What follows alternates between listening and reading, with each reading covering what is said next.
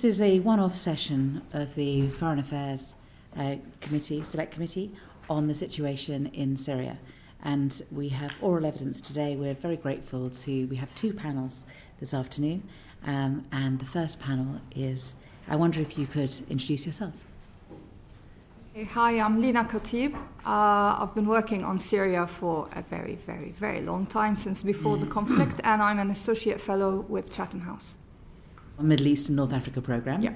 And we've met you at least once before, and thank you very much for helping us. So when Chatham House did their briefing for us, you were very helpful in the evidence you gave us. And please. I'm Simon Collis. I was the last British ambassador to Syria. I closed the embassy in February 2012, 1 year into the uprising. After that, I was ambassador in Iraq and Saudi Arabia, and the last 5 years I've been working in doing consultancy work in the Middle East.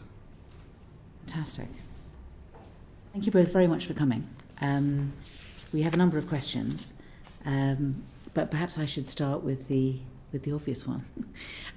Were you surprised by the sudden collapse of the Assad regime in December?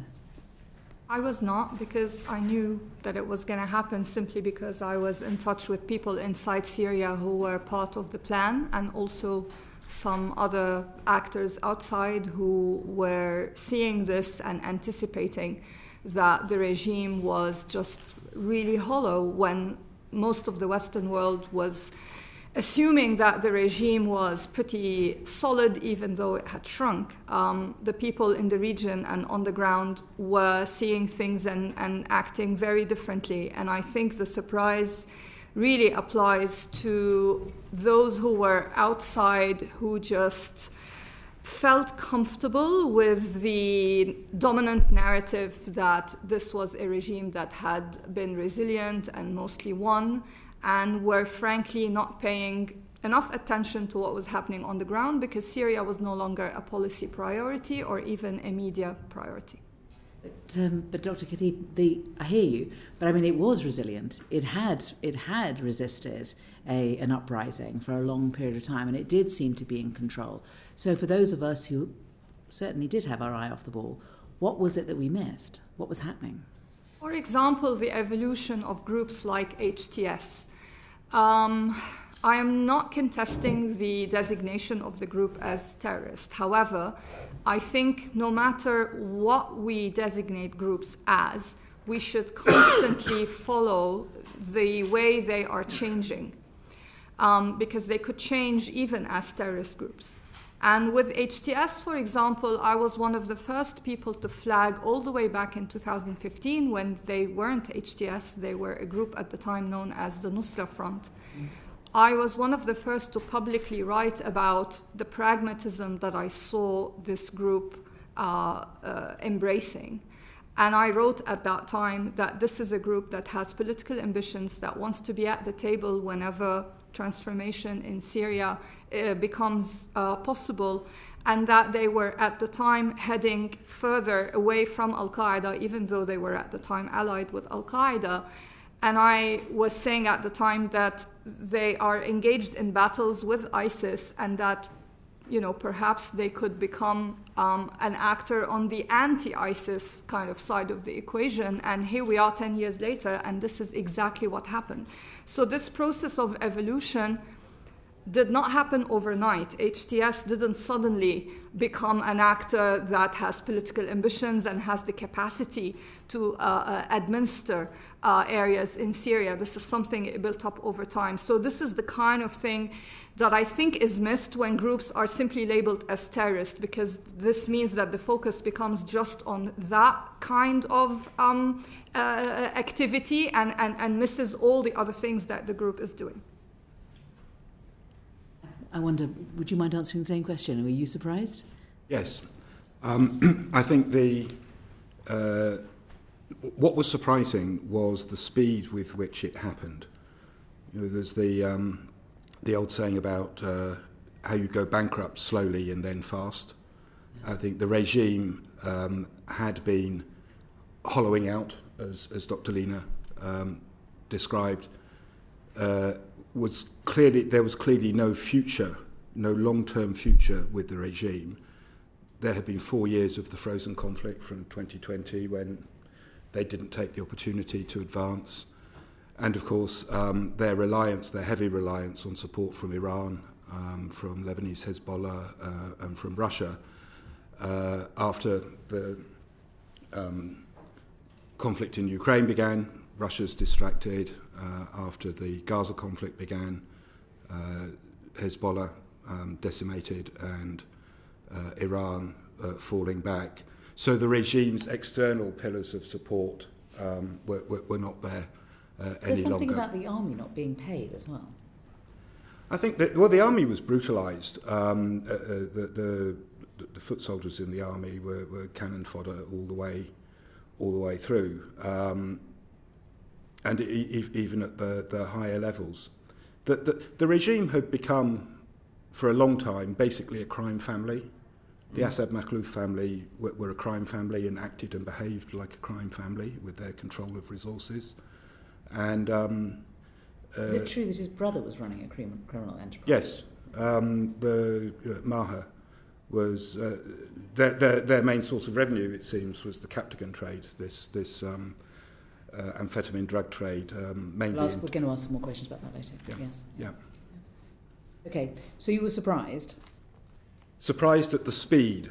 I suspect that Ahmed Sharaa was surprised at how quickly he got from Aleppo to Hama. Once they reached Homs, I think they knew they would get Damascus. Homs was the last place where the regime could have taken a stand. Mm-hmm. But to the speed with which they got from Aleppo then to Hama, and once it was clear that the regime was unable or unwilling, incapable of defending Homs, that's the hinge that connects Damascus with the coastal and mountain areas, the Alawite heartland. There's no sustainable regime after that. But yeah, it happened very quickly. The fact that it would happen eventually, I think, was clear. But the precise timing of it, what was unexpected, not just internationally, but many people inside Syria didn't expect it to happen that quickly. Mm-hmm. Before I open up to other questions, let me just ask it this way then. So, because I think that it's our job as the Select Committee to always try to input positively into the role of the Foreign Office. And I suppose the question the public might be asking is, well, what more could the Foreign Office have done to predict this? Because everybody seems to have been taken by surprise. I think perhaps Dr. Kabir may have some answers on that. Do tell us.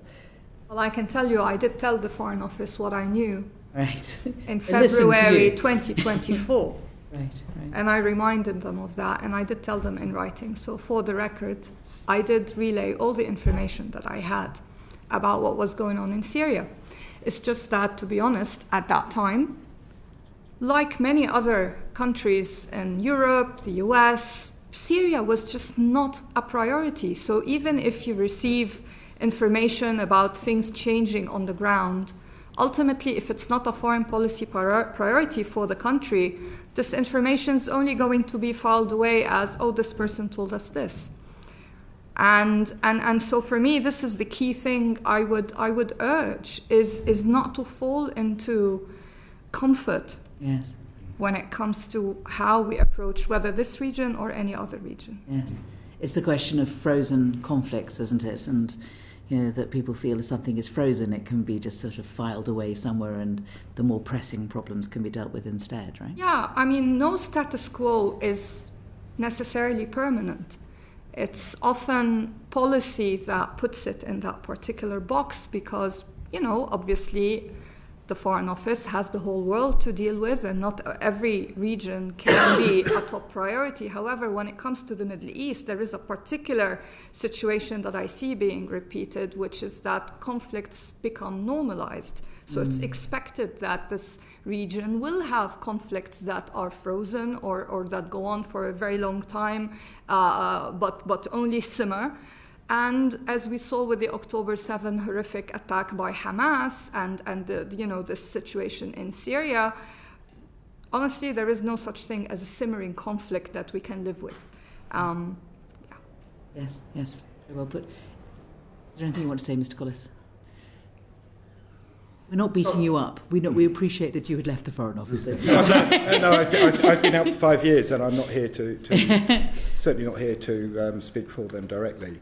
I think that on the question of whether things could have been predicted, I'm not sure how big a difference it would have made actually to what happened on the ground. Let's say people thought that there was a high probability of the regime collapsing over a set time frame. You know, the fact that it would eventually collapse, I think, was not. Nobody expected that regime to endure. It had no future. There was no future for Syria under that regime. But the question of the timing of its collapse and the nature of the eventual collapse, I'm not sure that there would have been much different to be done from a policy perspective if there had been more focus. I think the more interesting question is what should happen now. Well, I think you may find that's the next question. Very good. John, I think, do you mind picking up on that? We were just saying the question is what's going to happen now. Well, I mean, in particular, I wanted to come in on the question about drug production. Yes.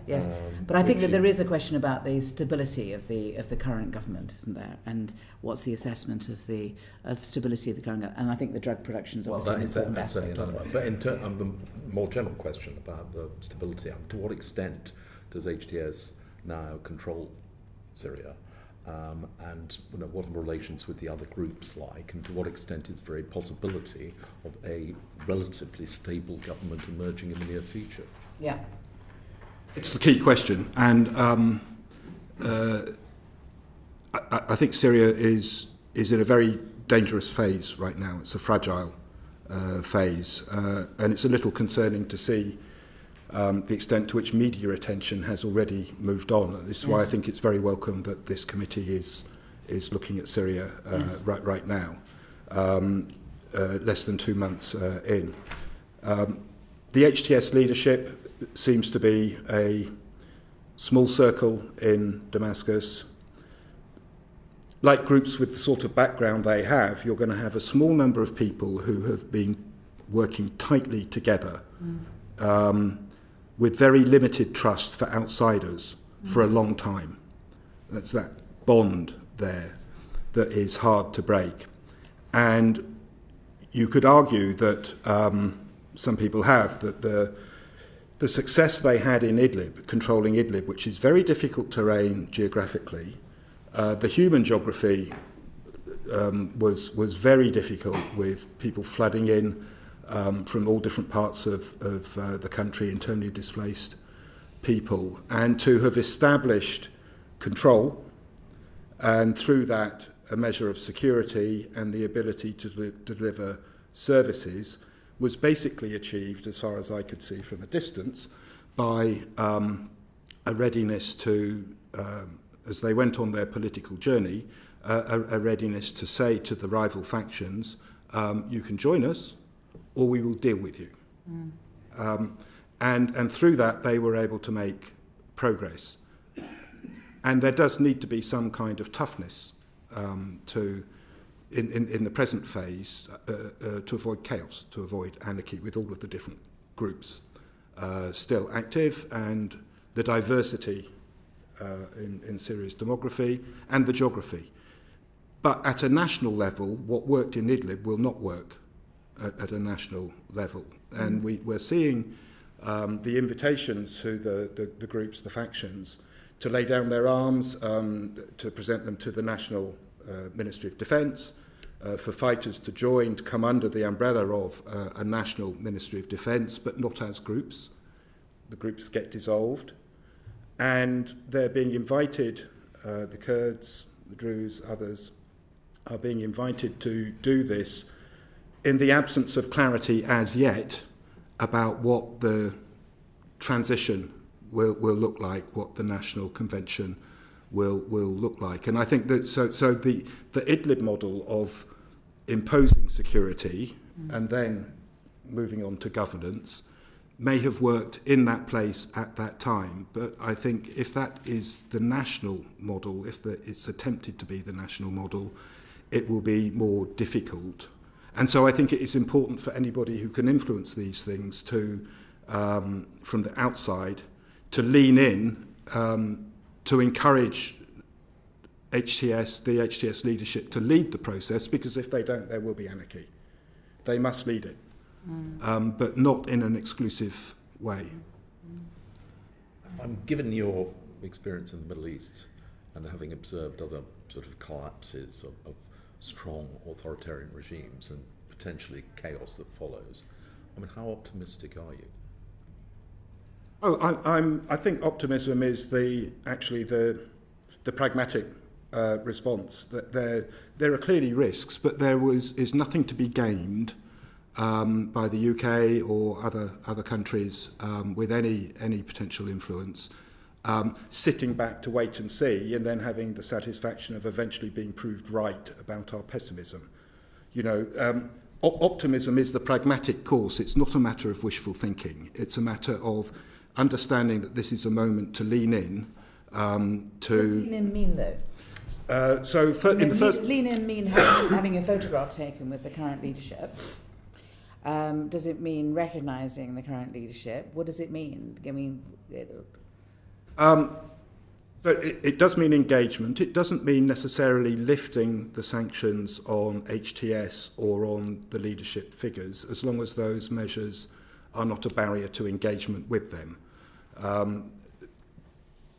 They have a past, they have a history, they've been on a journey. Let's make sure that it's a future, and that those measures may provide a measure of leverage to encourage progress. We're not going to pretend that they're somebody who, they've completely changed. But the sanctions against Syria as a country, I see no basis for those to be maintained.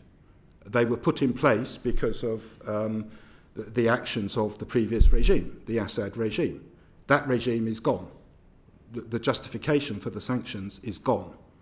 And the idea that we've seen coming out of Brussels yesterday and of taking an incremental approach to this as if it's a dial that you can fine-tune, I think is mistaken, dangerously mistaken. Your advice is just that Britain just lifts sanctions unlike the Europeans? For there to be, yes, for trade to resume. There are humanitarian reasons for this, there are legal reasons for this, but it's also pragmatic politics. If it all goes wrong, sanctions can be brought back. Nothing to stop them being brought back. But this is a period to give the people in Syria the best chance of moving forward, and that's going to involve, allowing them to deal with the humanitarian situation, which is acute. The hours of power in Damascus and other cities minimal. For there to be political progress to be made, for there to be that opportunity, people are going to have a chance to get beyond that level of having to fight for your daily needs in order to, you're going to have to make some progress there in order to be able to think politically in a rational and expansive way. So lift the sanctions, Yes, perhaps Dr. Khatib, if you have anything to add to what Mr. Collis has already said. Yes, first of all, I agree with everything that has been presented. Then you don't need to repeat it. We're just no, I'm not going to repeat it. We can just take it that you agree, and then if you would add, but I know that you have extra insights. Yeah. Thank you. But I wanted it noted that I do agree. For example, lifting the sanctions. I have to give some impression of controlling these proceedings.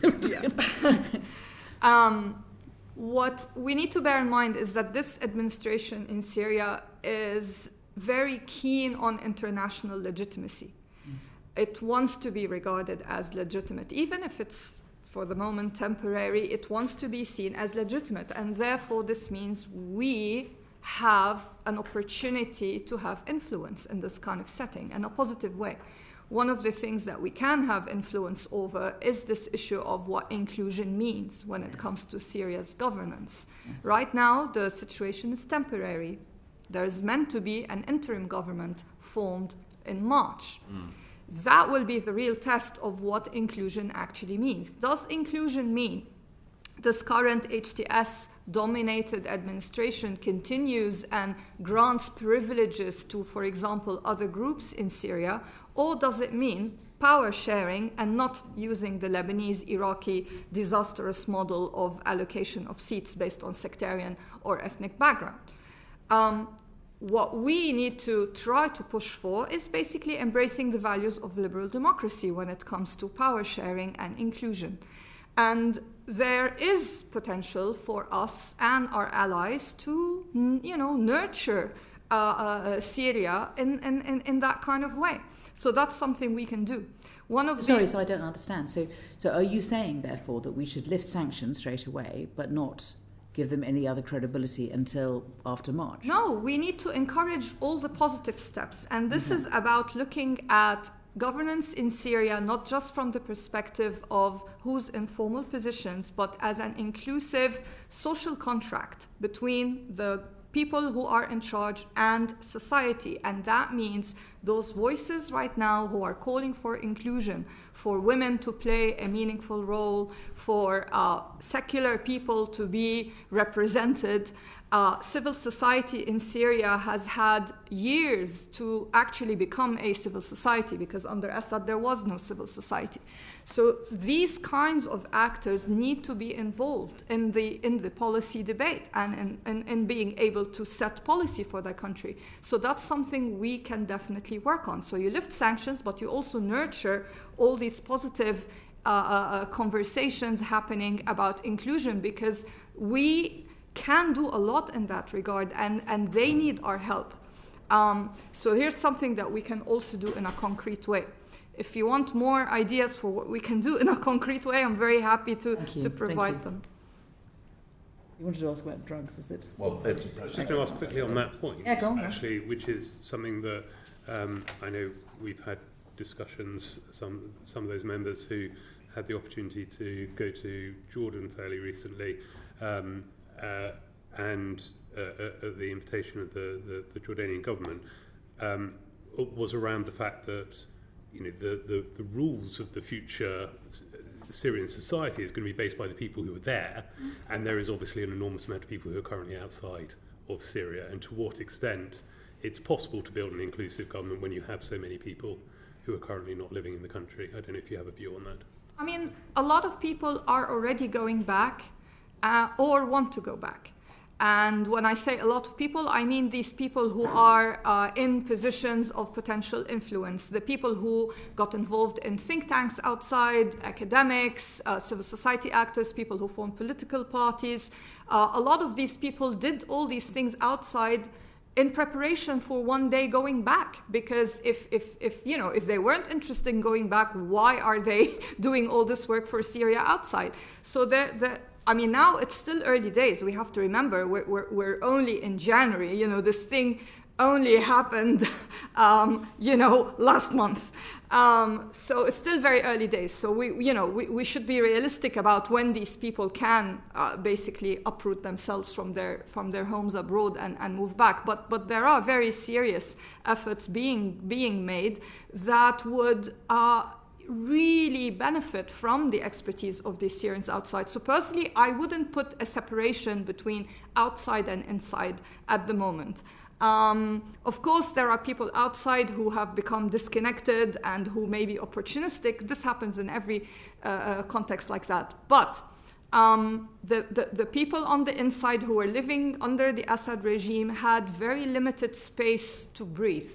And so they also want those people outside to come and work in partnership with them to build the new Syria. So I don't think at the moment the inside-outside separation is helpful. I know that you need to go in a minute, Afra, and I wondered if you had a question in relation to this particular, where we've got to in this debate. Or I know that you had some questions on Turkey that I think Phil will cover, but do you have anything now that you want to ask? I'm fine for now, so that's fine, yes. And Phil's I'm sorry about this. No, I'm sorry about that. Okay. Edward, do you want to... Well, I was interested just now on the drug side, but I don't... We'll piggyback. We're both interested. They were both on the border between Syria and Jordan just last week, so they're both interested in knowing what's happening. Yeah, absolutely. And Mr. Collis, you talked about the Assad regime being a criminal enterprise. It was obviously also a narco state with something like 90 or 80% of the world's caption production happening inside Syria. What I am interested to understand is to what extent the new regime or HTS in the areas that they control, are they dealing with the drug production? Are they eliminating it? Have we seen any kind of reduction in production and smuggling? Yes. My understanding is that they've basically eliminated it, stopped it. That's been a clear priority for Saudi Arabia, Jordan, and the other Gulf states that were victims of the transit and trafficking and consumption of Captagon. The trade was run... Can I just ask, I mean, within those countries, how bad was it?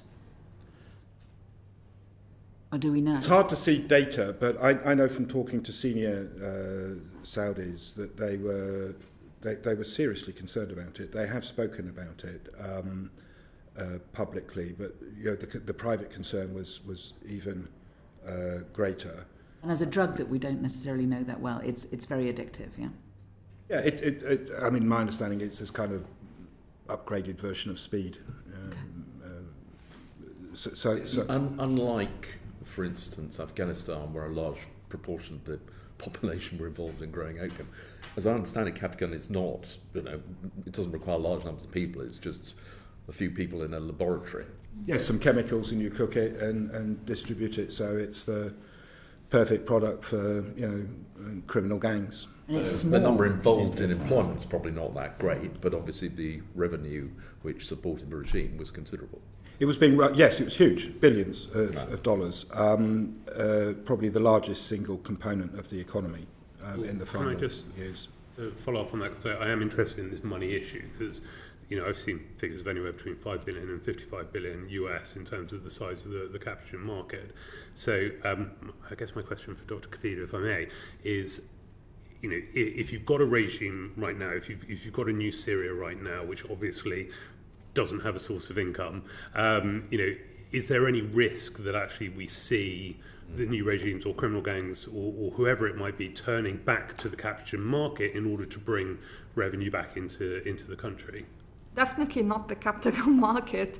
As we heard, they have been finding and publicly exposing warehouses where Captagon was stored in areas that used to be under the control mainly of the 4th Division, headed by Maher al-Assad, Bashar al-Assad's brother, who was the main person leading on the Captagon trade inside Syria. And also, as we heard, with Saudi Arabia, because that was a big market for the export of Captagon from Syria, and the new administration in Syria is very keen to have smooth relations with Saudi Arabia. So the last thing they will want is to reactivate a trade that Saudi Arabia was very, very concerned about. And you can see this through the behavior of this new administration vis-à-vis Saudi Arabia. The first diplomatic visit by the new administration abroad was to Riyadh. The first interview that Ahmed al-Shara gave was to a Saudi television station.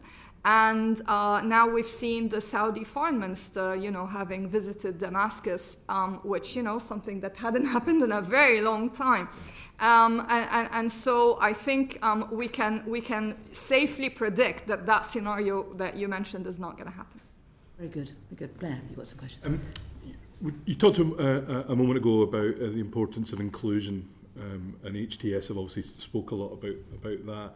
I guess the flip side of that for me is justice for things that have happened in the past. And it's remarkable to me how little of the debate since Assad has fallen has been about justice for the past. I mean, I guess partly that's because he's fled off to live with someone else who has his own troubles to seek with international justice. But how important do you think justice for past crimes is for HTS, and is there a balancing job they have to do there with inclusion?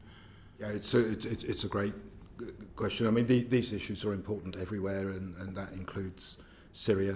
Syrian society is no different. I think what has been one of the things that has been remarkable so far, when you look at the discovery, the opening up of Sinai prison and the other prisons, and just the sheer scale of the torture and the detentions and the murder that took place there.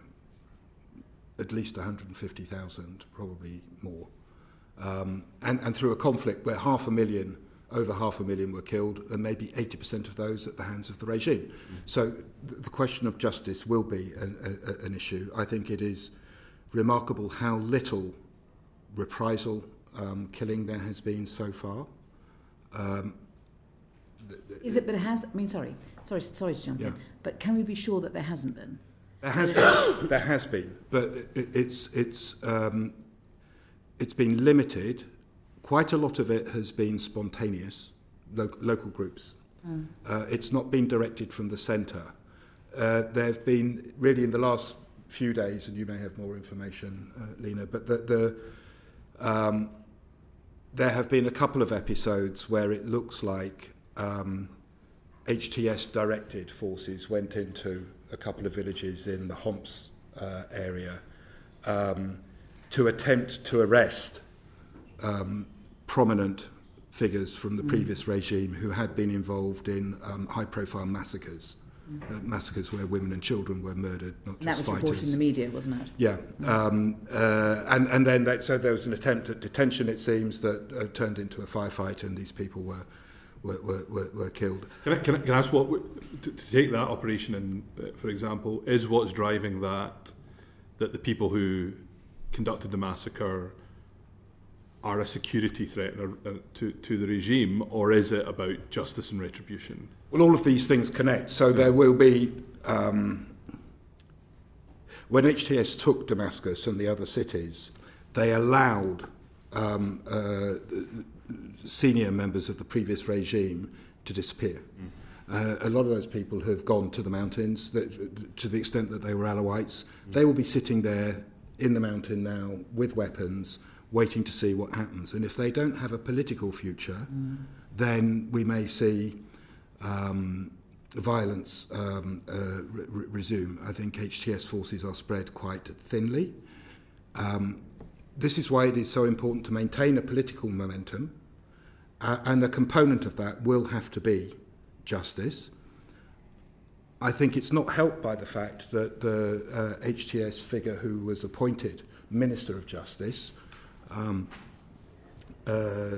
is somebody who, it seems, accepted those videos were genuine, as a judge in Idlib, presided over what in effect was the street execution of women in a way that I find disgraceful, but also unnecessary.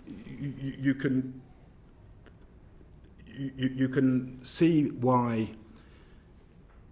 when in the struggle to put some governance into Idlib, they may have felt it necessary to use violence in order to establish dominance so that you can get security, because without that nothing happens.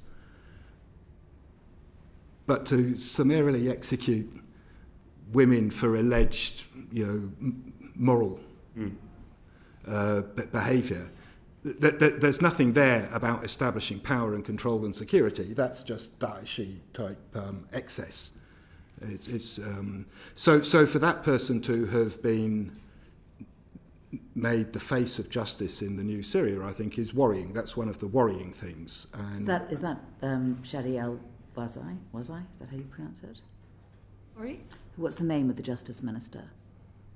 Oh. We have a note saying Shadi al-Wazai. Is that right? I'm not sure. I'm not sure either. We can, right. We can just get that clear. I have a very clear memory of the video clips that of the behaviour. Because I think that what you're saying is really important, and we need to get the person identified clearly too. Yeah. We can write and confirm. Yeah, thank you. Sorry, jumping in like that. No. I don't have anything else to add in terms of that. Whether for HTS you think that justice will be a priority, or whether it will just be offset by trying to hold this country together. It's a very important and delicate issue for everyone. For HTS, it's delicate and important because there's a lot of public expectation that the people who were involved in, for example, torturing others at Saydnaya prison, for instance, need to be brought to justice. So there is public expectation that whoever is now in charge of Syria needs to hold these people accountable. And at the same time, there's the issue which is broader, which is that of transitional justice. And this is broader than just regime figures who have been involved in transgressions, because obviously Syria had other groups that had also engaged in transgressions. And it would not be a fair process if only one group is held accountable for crimes and not everyone. And so this is very delicate for HTS. The other issue right now is they don't have, as HTS currently, they don't have the capacity as an HTS administration to really govern Syria and bring everyone to justice. And I mean, for that to happen, you need the transition to happen, you need a functioning government, you need to set up an independent judiciary, you need to set up transitional justice processes. There's lots of Syrian initiatives abroad that have already started working on these issues, and who would be best placed to come up with a plan for Syria in that regard. So we're not starting from scratch. There have been people who have been documenting crimes by everyone, people who have used European courts to bring people from all sides to justice who have been involved in transgressions. But all this needs to be, put together in a package, and this is something that, again, Syria needs the international community to help with, and this is one of the other things that we can, I think, concretely help with, this issue of transitional justice in Syria, because it's very important, because without it, I think people are going to be resentful. And at the same time, there might be incidents where people just feel they need to take revenge into their own hands. And this is very dangerous for stability and for social cohesion. And that's another issue I will raise just very briefly, which is that under Assad, Syria was a society in which people were encouraged to mistrust even members of their own family. And so again, this is a society that is now trying to live as one society once more, and for the first time in more than half a century, without this shadow of the regime looming where the walls have ears. And so you're talking generations that have not known anything different, who are now suddenly expected to just trust one another in society, because any functioning society needs to have social trust. And so that is a very important thing also that we can help with, working with civil society to encourage social trust in Syria. And this is not just, as I said, about different sectarian groups, it's even members of one's own family.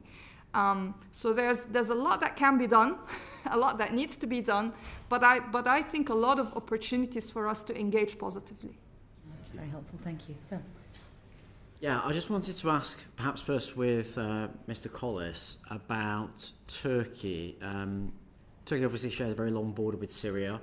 I think there were diplomatic efforts between Ankara and the Assad regime to re-establish diplomatic relations. The Turkish regime had been supporting the Syrian National Army as well in the north of the country. How important was Turkey in the fall of the Assad regime, in your estimation? Yeah, great question. Turkey was clearly the most significant external actor in what happened. You just have to look at a map. Idlib, its only international border from the base that HTS broke out of, was with Turkey, and there's been plenty of media coverage of the nature of its relationships with Turkish security forces. I do think that the nature of HTS's relationship with Turkey is different than that of the other factions, the SNA factions that are kind of less disciplined and more under the direct control of Turkish authorities. They don't seem to be autonomous actors.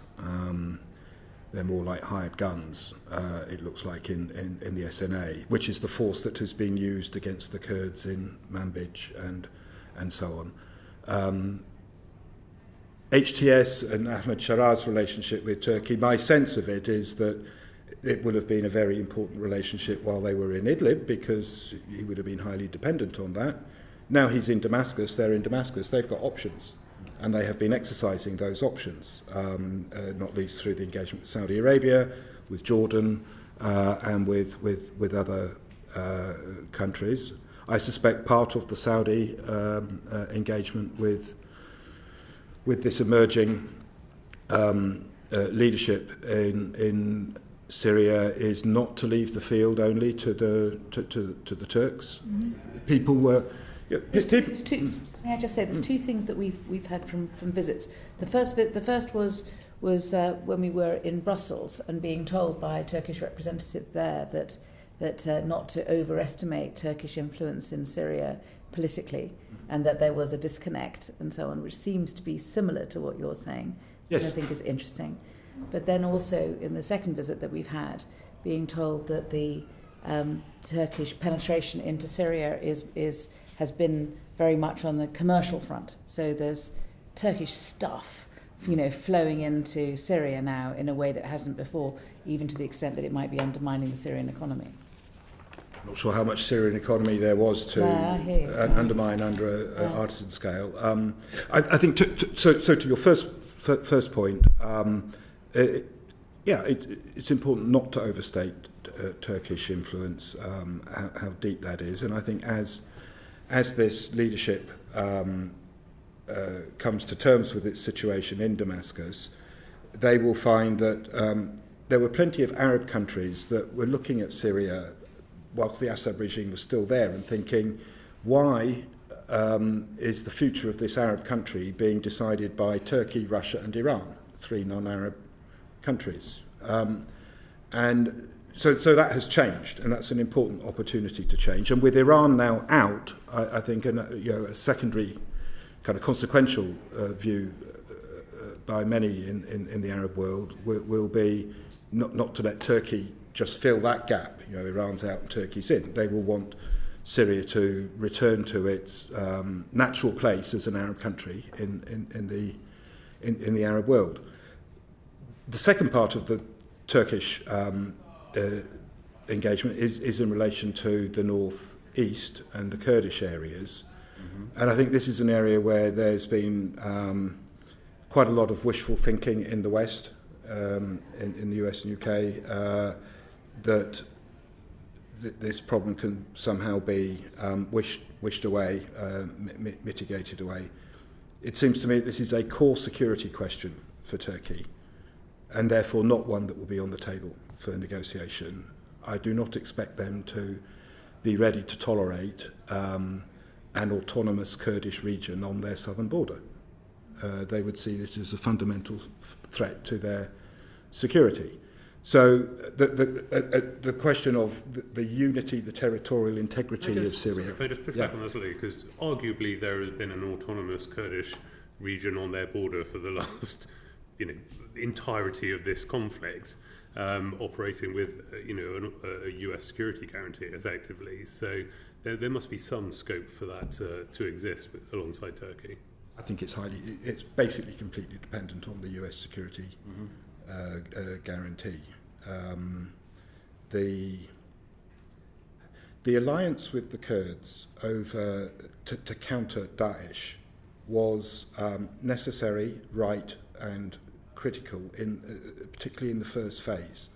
I was the British ambassador in Baghdad when Mosul fell to Daesh, and at that moment Daesh, ISIS were 70 kilometres from Erbil, and working with the Kurds to counter ISIS was essential. What grew out of that, for various reasons, and generals and security people and so on find it very easy to deal with Kurds compared with some of the other people in the region that they might need to engage with. And so the Kurds began to be used as a force for taking territory from ISIS in areas that were not historically Kurdish, and then they began to be used as a force for holding that territory in areas that were not traditionally Kurdish.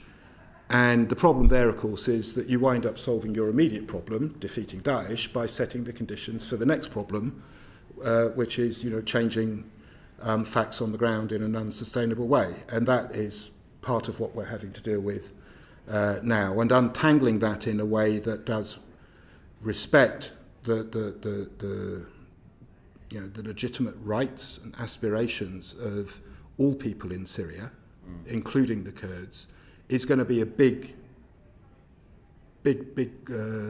question. It's not the only one, but it's probably the single biggest one, because they are there. But it feels like people are waiting on all sides now in this kind of potential conversation between Turks and the Kurds and Damascus, the authorities there. A lot of people seem to be waiting on what Trump is going to do, to find out whether their American forces will stay or won't.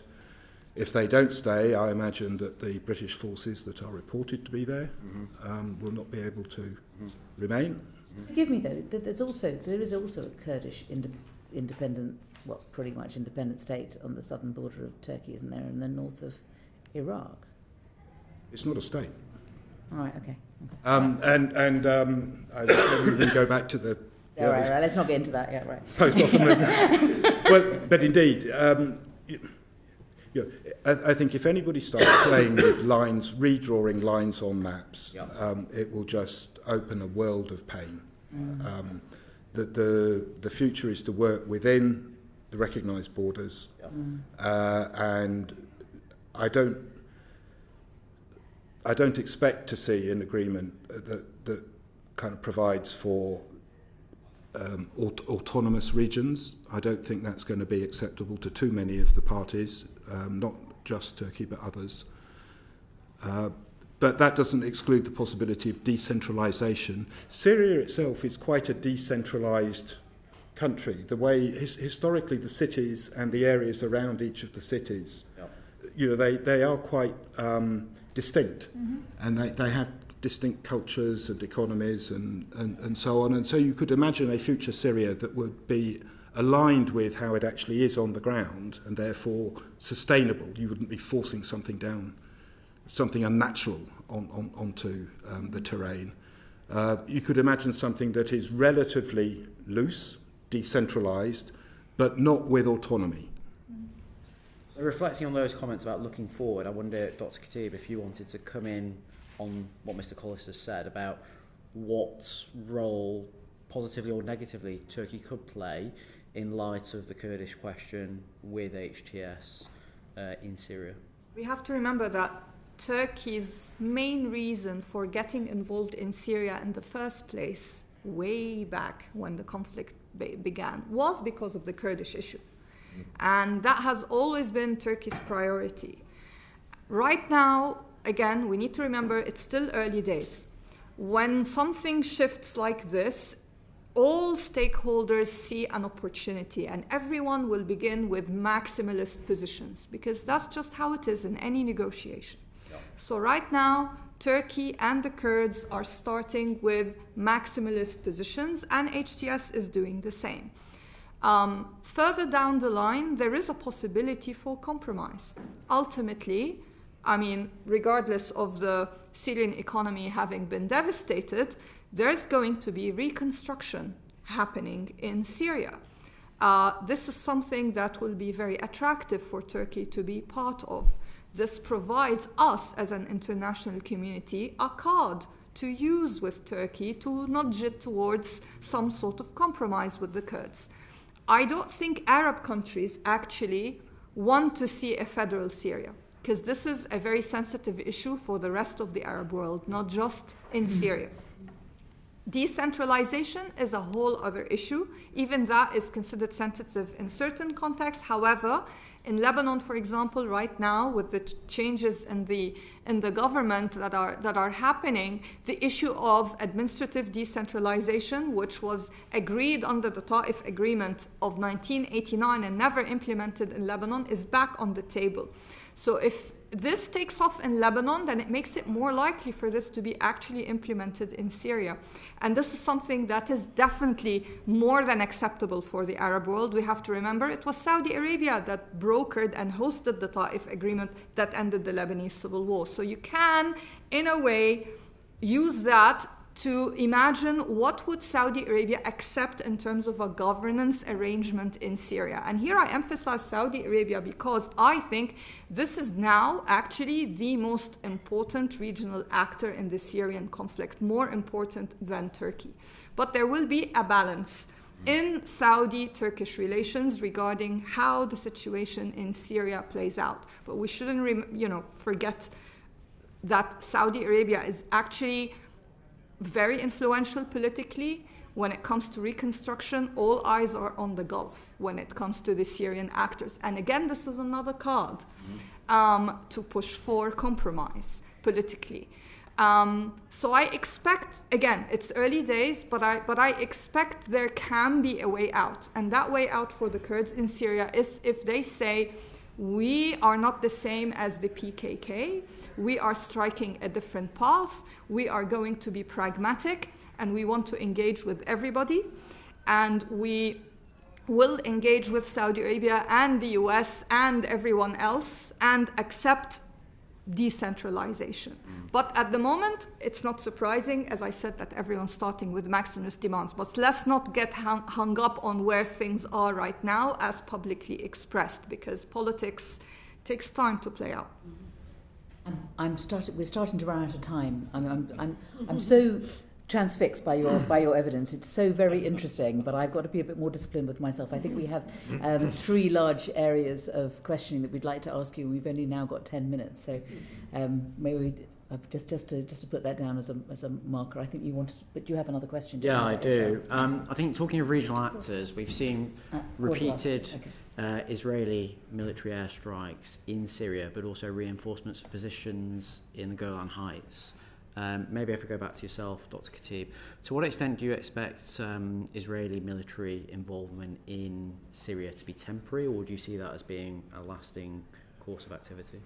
It's where Syria is not about Syria anymore, because for Israel, this is about Israeli security in general. As we know, after October 7, Israel is determined not to see a repeat of that awful scenario. And at the moment, with the situation as it is in Syria being uncertain, Israel is saying, due to this uncertainty, we need to secure ourselves. So we need to be present in these areas that allow Israel surveillance so that they can maintain their security. The only thing I think that would change this is if Israel feels secure amongst its neighbors. And this is not just about Syria. This is about what plays out in Lebanon as well. This is about relations with, frankly, the Arab world as a whole. And if the Arab world heads in the direction of increased normalization with Israel, then this will translate into then security deals between Syria and Israel. So this is very different from the current context in which Israel is basically there in a de facto kind of way. There's nothing to prevent us further down the line, few years down the line, from seeing a scenario in which there is a new security architecture in the region in which Israel and Syria and Lebanon, kind of have a security agreement that maintains their stability. But for that to happen, we need a few years. But, it's a possibility. And the defeat of Hezbollah militarily in Lebanon paves the way for this kind of scenario to play out. Certainly the change in Syria, where the Iranian role has basically been completely devastated, paves the way for this kind of scenario, because it was the Iran-dominant status quo that had prevented this scenario from happening. So now, with the removal of Iran as a spoiler to a large degree, there is a possibility to change the security equation in the region. I'm sorry, just that briefly. I'm aware of the time. No, it's all right. It's all right. Relax. It's fine. Thank you. I guess Israel did what it did because it can, and one can understand, if you're an army, why you want to hold the high ground. It's not yours, but you want to hold it. You can understand why you might want to deal preemptively with stocks of heavy weaponry. And so on. This is not helpful to the stability of Syria itself, and perhaps not really to stability and security across the region, which is an Israeli interest as well as an interest to all of the other countries there. So what can we do about it? What can others do about it? I think following up with the leadership in Damascus on their readiness, engaging with them. This is the question about dialogue. Talking not just about abstract concepts, practical cooperation over counter-terrorism. This leadership can be a potentially a counter-terrorism partner against Daesh. There are concerns about the resurgence of ISIS in Homs governorate, in that area south of the Euphrates, that's not under the control of the SDF and the Kurds, and down towards the Jordanian border and the where there's the US. I think we're going to hear about more in terms of the security situation in the next panel. Right. So I think the key point is looking to engage with HTS, who have fought ISIS. There is doctrinal difference. The history that Dr. Lina referred to earlier is a distinct history. Even when they had the al-Qaeda roots in al-Nusra Front, they were seen as different. So we know that they're ready to combat Daesh. We should exploit that and see what can be done there. The same thing on weapons of mass destruction. The Syrian regime had chemical weapons. I think some engagement may already be happening. I hope more will happen about what can be done in a negotiated way to deal with that. And that removes security problems for ourselves, but also for other countries in the region, including Israel, and hopefully sets... there are two ways of, at bottom of managing your security. You can do it by force and dominance, or you can do it through negotiation to lower the levels of mutual armament. And the Shara leadership have made clear that they are not looking, they have such big domestic problems that they recognise, and the challenges to deal with Syria, that they are not prioritising these external concerns. So they haven't made that an immediate priority to respond to what Israel has done. But I think they will naturally want to focus on building up security and prosperity inside the country. This is an opportunity to do that in a way that promotes regional security. You don't have Iran playing the spoiler role anymore, and you can build up what begins to look more like the Westphalian state system, which is what countries like Saudi Arabia basically want. They want to see governments in control of countries with borders that can deal with each other in a normal way. Seems to me that's very much in our interest too. Thank you. Previously, the Assad regime obviously was reliant to some extent on both Iran and Russia. You've already talked about Iran. I think you said Iran out. But Russia is not out. They still have a military presence in Syria, both the air base and the naval base. Now, when we were in Jordan, it was said that HTS probably had enough on that plate without wishing to pick a fight with Russia. But in the longer term, they cannot be happy that Russia supported Assad and is still harbouring Assad. So where do you see the likely future for Russia's presence in Syria? I don't. If at all. Yeah, if at all, exactly. What does Russia have to offer Syria potentially in the future? It's Russian pilots who murdered Syrian civilians across Aleppo and other cities. I don't think Syrians are going to forget that in a hurry, and nor should they. But from a practical level, looking ahead, it's not obvious to me what Russia has to offer a Syria that's looking to build a future. They're a major oil producer. That's about it.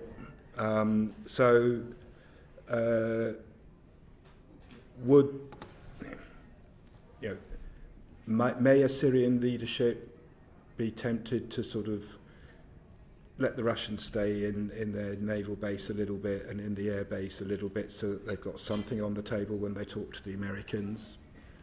I don't know, maybe they might think like that. I think that would be a mistake. I don't think it will give them very much leverage with the Americans. I don't see why they would want it themselves. I think they have cracked down. There's been some media reporting on they kicked out a Russian company that had the contract in Tartus port and have ended that. So let's see where it goes. But I don't expect to see Russia playing a significant role in Syria's future, whether or not they maintain some vestigial presence. Okay, Abdesam. Thank you. You've made reference to the Americans a few times throughout. We know that Donald Trump said that it's not their fight initially, but quite recently they've been sharing intelligence with the Syrian new leadership. They've still got a significant amount of troops in the country. How might you think the administration will deal with Syria now? To you, Simon, first. Thank you. I think there are so many uncertainties. We still don't know exactly who in the Trump administration will be leading on Syria. I've heard a couple of names, but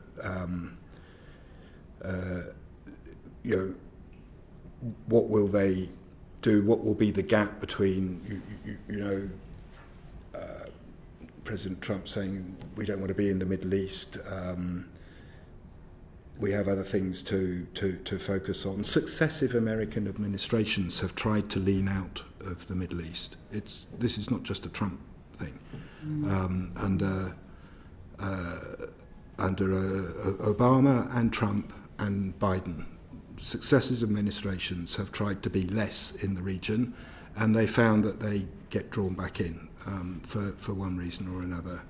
And it may be that is still going to be the case to a certain extent with Trump. I'm sure that the language will be different, and maybe the substance will be different. And the Abraham Accords were a genuine achievement, of course. So we'll have to wait and see. I think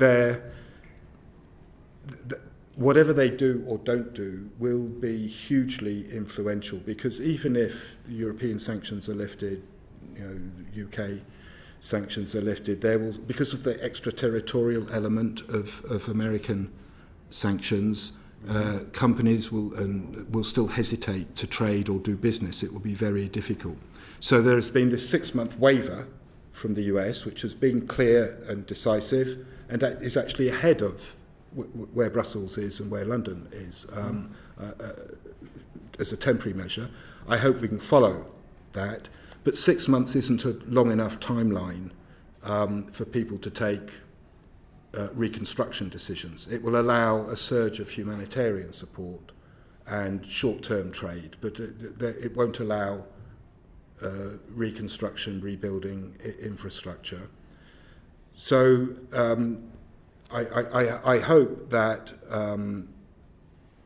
the government here, in thinking what can they do about Syria, the conversations with Washington about this will be important, because in a sense, if we and the Europeans can decide to do a whole bunch of stuff, but if the US sanctions remain, nothing that we do will make a difference. If US forces stay or don't stay in the Kurdistan region, that will make a difference to the internal dynamic. So understanding what their vision is, and shaping it to the extent we can. It's not going to be easy, but there's no point ignoring it. Dr. Khatib, do you think that the US would withdraw, given that there's a significant amount of oil resources in the country? Would it be in their interest to withdraw? It's not just about oil. There's also the issue of Iran and the issue of ISIS. One thing that I just published an article about is about the relationship between ISIS and Iran, and how, because ISIS and HTS have historically been rivals for more than a decade, ISIS obviously is not happy that HTS is now the most dominant actor in Syria.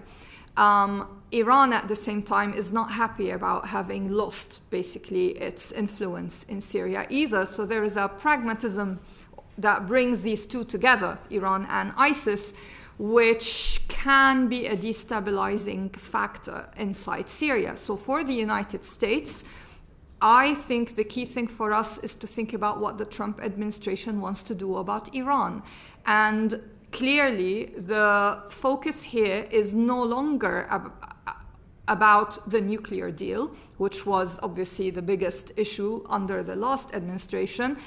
Trump made it clear that with Iran, the new strategy will link the nuclear file with the file of ballistic missiles, with the file of Iran's regional interventions, which frankly should have happened a very long time ago, but finally. And this was something that was also emphasized, meaning Iran's destabilization, in the conversation between the Secretary of State in the US, Rubio, and the Saudi foreign minister recently.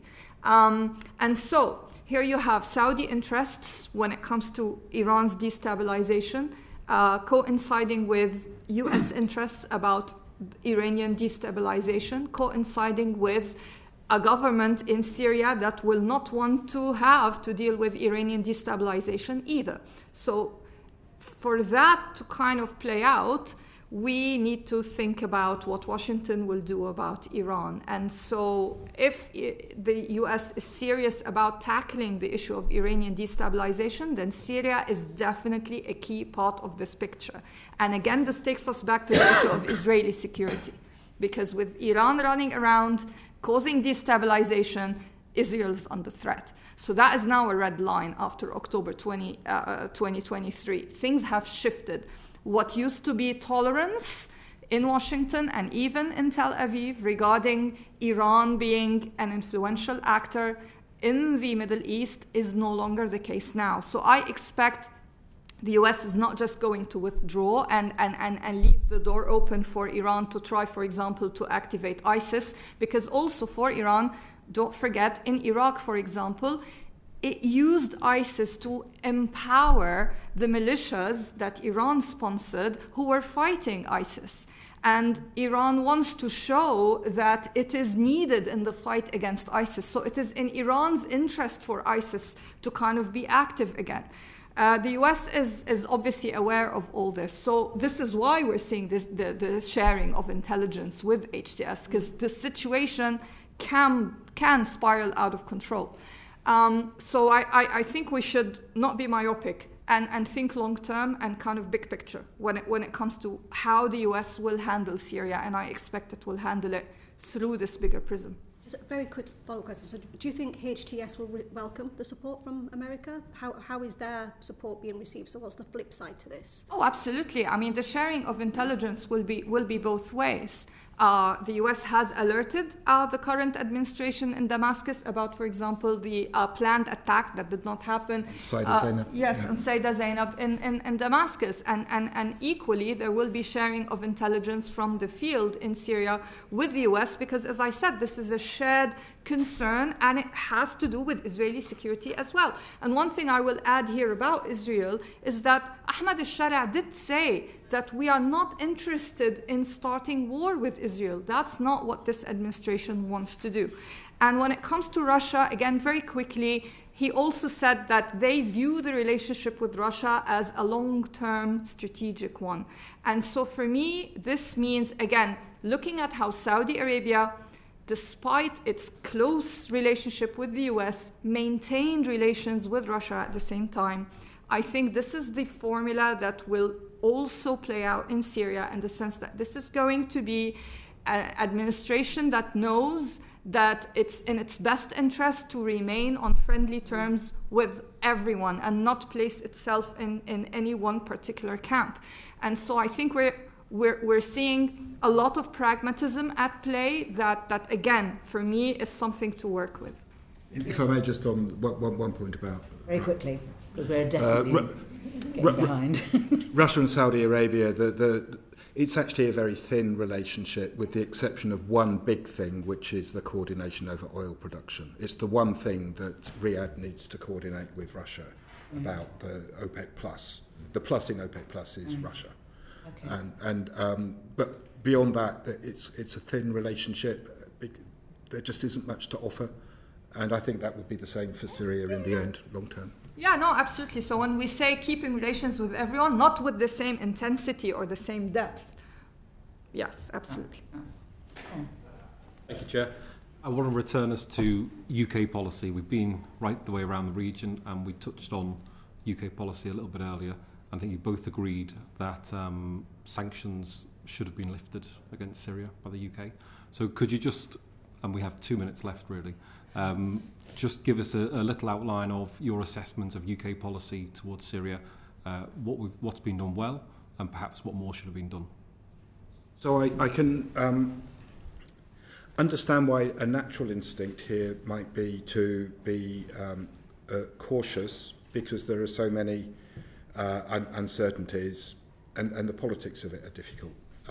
Should we reopen the embassy? It's time to be bold. There is nothing to lose from being bold, from dropping the sanctions, reopen the embassy. The engagement, it's doing more quickly along the lines that are already happening. I'm not suggesting... Earlier on you said you lift the sanctions because you can reapply them. Well, wouldn't that same logic apply to considering HTS to be a terrorist organisation?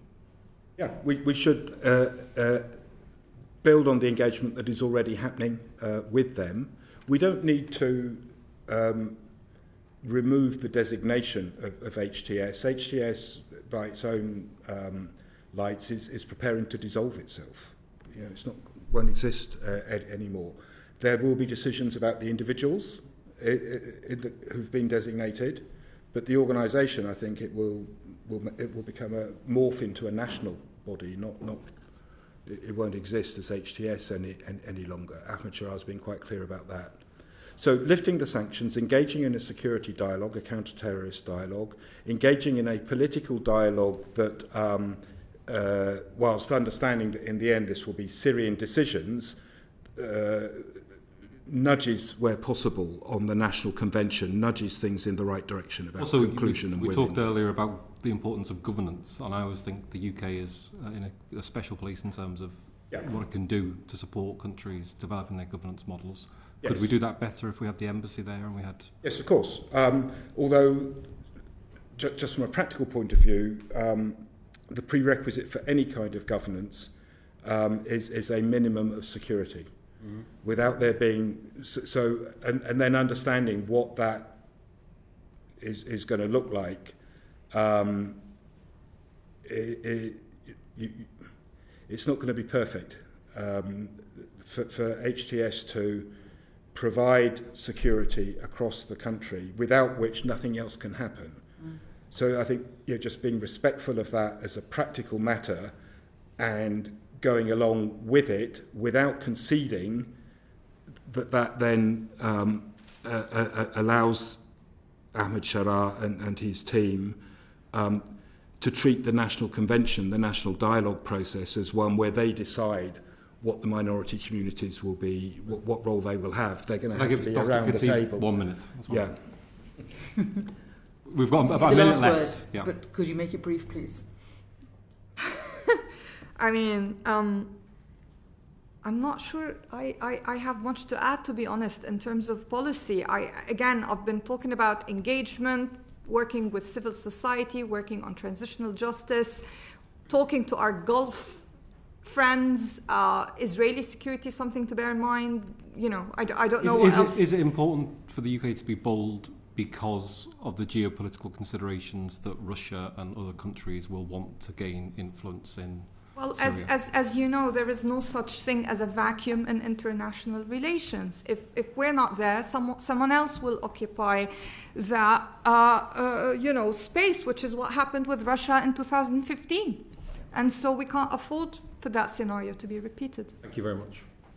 Can I thank you very much indeed for the time that you've given us. It's been such an interesting session. What I intend to do is to have a 2-minute break so that we can all recover before we get into the next one, which I suspect will also be quite an interesting and intense session. But thank you all very much for your time today. And if there is anything that we've missed out or anything else that you think that we should know about, please do write in as well. We would appreciate that as well. You can give written evidence as well as oral evidence. Thank you so much.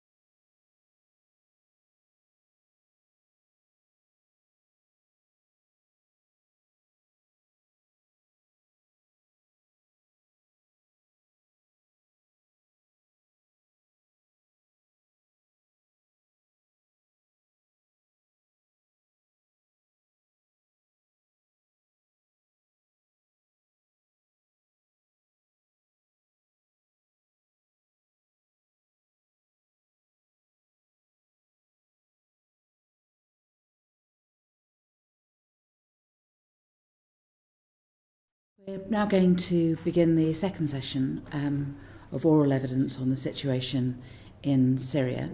I wondered if our three witnesses might introduce themselves. Perhaps if we begin with Professor Harmonie Toros. Hello. So I'm Harmonie Toros. I'm a professor in politics and international relations at the University of Reading, and I have been following the question of detainees in the various detention centres, camps and prisons in northeast Syria for the last 5 years now. Very good.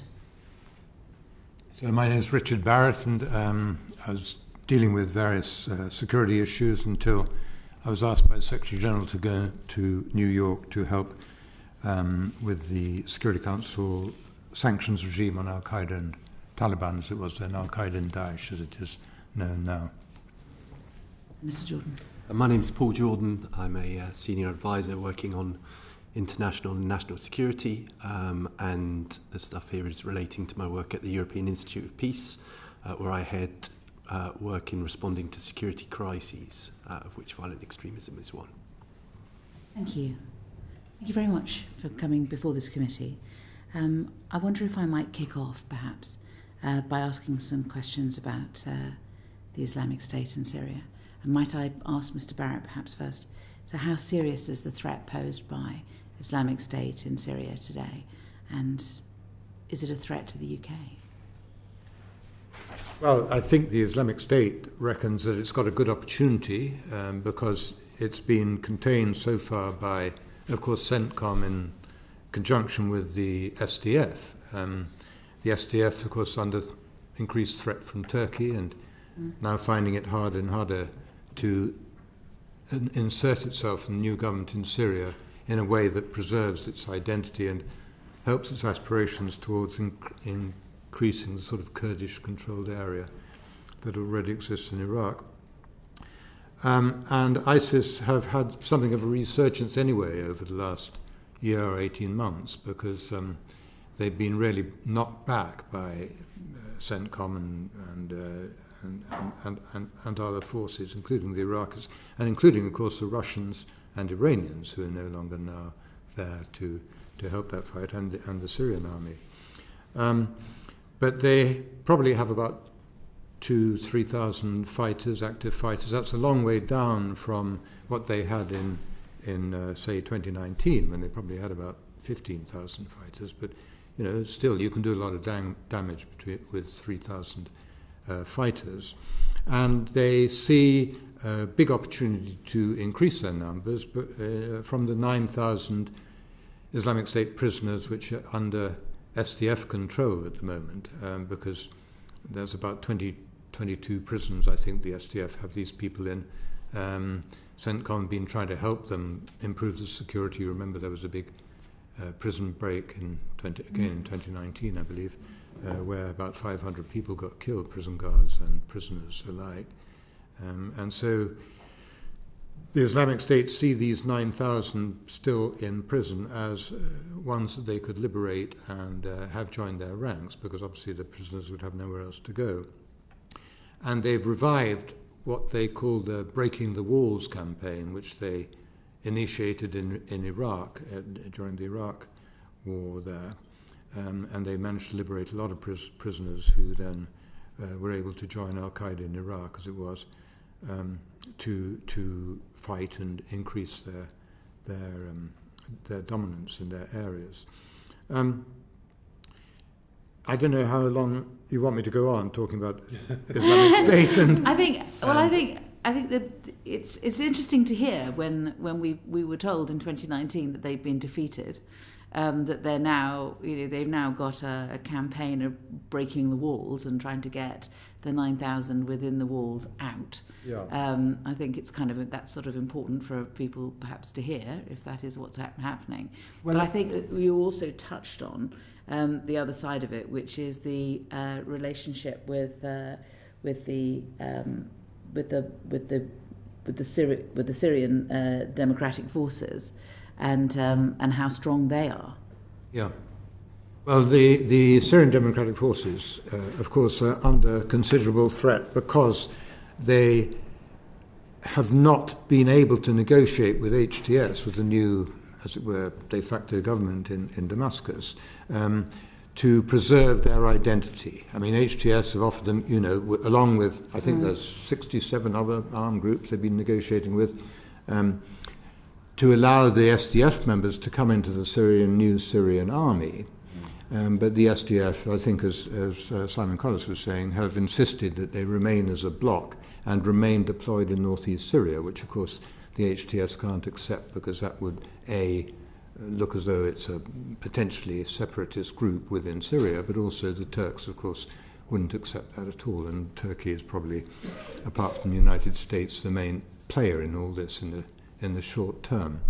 So ISIS... With the United States being a main player, and since you're referring to the United States in this area being a major player, so what difference has there been in the area as a result of the elections of Donald Trump? We don't know. I mean, and that is the big question. What will happen? The SDF, I think, are hoping that CENTCOM will be allowed to stay, that they'll manage to keep their 2,000 troops and their air support and so on, and therefore see SDF as an essential partner in the continuing fight against the Islamic State. But although General Kurilla, the head of CENTCOM, has been very busy in trying to negotiate things between SDF, HTS, the Turks, and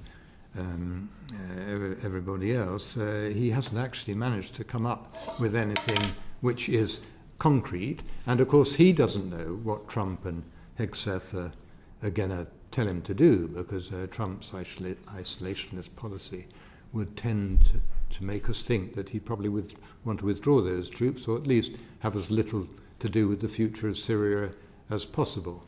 So, is there not also been a change in terms of funding in the area? Yes, well, that's right. I mean, USAID, as you've seen just now, has been, all their funding of foreign initiatives from all over the world has been suspended for the time being, and Trump will no doubt say, well, who benefits from all this? They should pay. But I think that I don't mean to be rude to the US president. No, of course you don't. But these issues are really, really complicated, of course, as the previous panel was explaining. And the Turkish role, Erdogan, for example, has very strong ideas of Turkish power, Turkish regional power, and the sort of resurgence of the Ottoman Empire, in a way, in his grandest moments, remembers how he dealt with President Trump in the past. At the end of President Trump's first term, Erdogan reckoned he'd got one over him and managed to persuade him that he should leave this area to the Turks and not get further involved. And I think Erdogan is quite confident that he can persuade Trump that this is not your battle. You can get out of here, we'll look after it, and we'll come to some arrangement with the HTS in order to be able to deal with the Islamic State prisoners and the Islamic State threat as well. You've got air power, but we've got airplanes too, type of thing. But in fact, the reality is that if the Turks were to take part in the battle or take over the CENTCOM role in the battle against Islamic State, I think that would be a real challenge to the new government in Damascus that they would find hard to deal with. And I don't think it would be a satisfactory answer for anybody. And Mr. Jordan, you were indicating you wanted to say something. Just wanted to come in on the last point regards to what difference it would make, and particularly the funding. So the US, as you're probably all aware, the State Department has put an embargo on all of their funded programs, one of which is the camps. So there's an organisation called Bluemont that run Al-Hol and Al-Roj, which are the two main camps, humanitarian camps, more like big detention facilities, really. And what that led to was, in the last few days, basically nothing being delivered within the camps. So no NGOs were able to go in.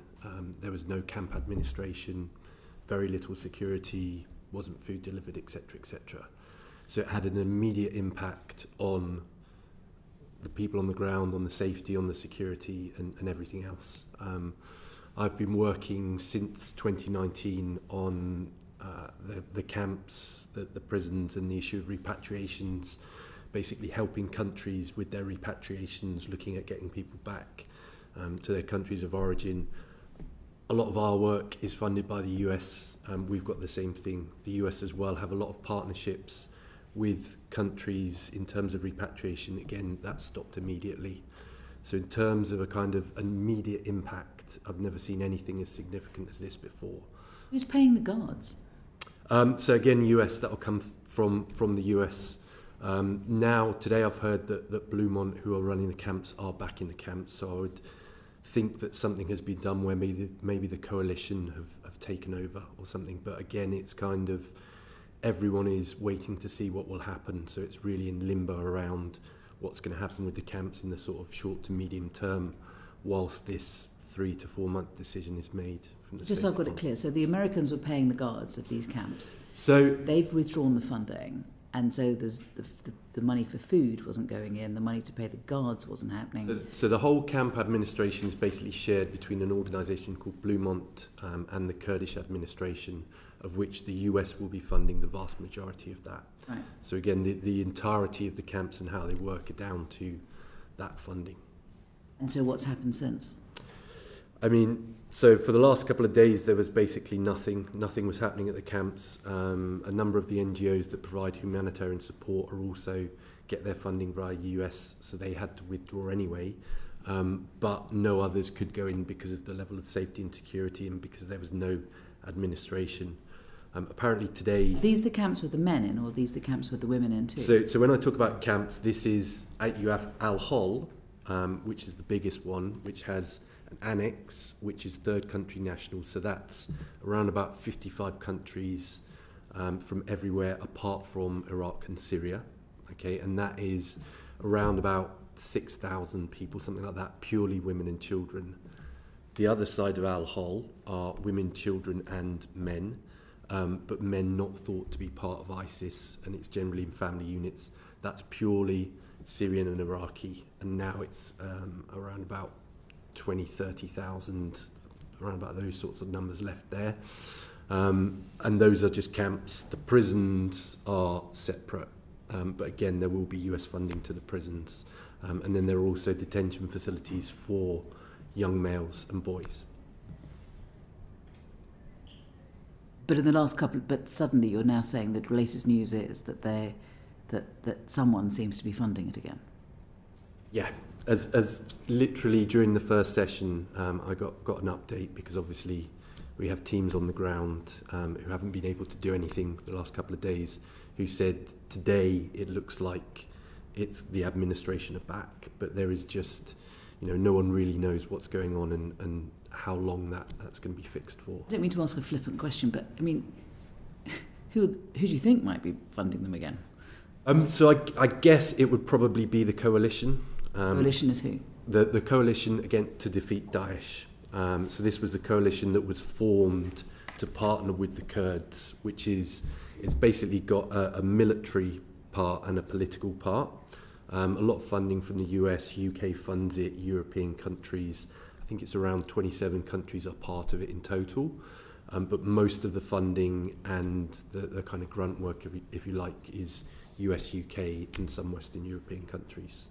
Right, thank you. I could just mention that both Turkey and HTS have offered to take over running these camps, and they would be relying to a certain extent on other people helping them fund it, but they will have their own sources of income, or they will claim to, and that may encourage the Americans, of course, to feel, okay, well, we can get out. Thank you. Okay, John. I just have a quick question, which I think is probably for Mr. Barrett. Well, I welcome any thoughts. Obviously, there's been cheering at the fall of the Assad regime, and there's also a recognition of the threat which ISIS poses. But can I just ask what your assessment of HTS is? Because previously they have been designated as terrorism, but now they are suggesting that they are reformed characters, if you like. To what extent should we accept that, or should we still treat them with considerable caution? I think the HTS argument that they're just nationalists, certainly anti-Assad, certainly insurgents, but not in any way interested in attacking anybody outside Syria. I think that can be taken more or less at face value based on their track record.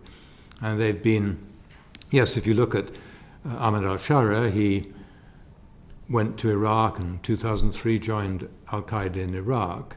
What he did, he was 20 at the time, so, he must have done something, but maybe not a hell of a lot before he was banged up by the Americans. And, of course, in the camps that the Americans were running, where he was from, I think, about 2003, 2006, he met all those people like Omar Bakr al-Baghdadi and all those other, Abu Bakr al-Baghdadi and all those other people who went on to join al-Qaeda in Iraq. And he went with them to do that, but it was quite shortly after the start of the Syrian revolution that he went over to Syria with 8 or 9 other people from al-Qaeda in Iraq, rather against Omar Bakr al-Baghdadi's wishes, Abu Bakr al-Baghdadi's wishes, to start what was called then Jabhat al-Nusra, which was an al-Qaeda affiliate. But again, all these labels are, they're easy to stick on and quite easy to peel off in a way, because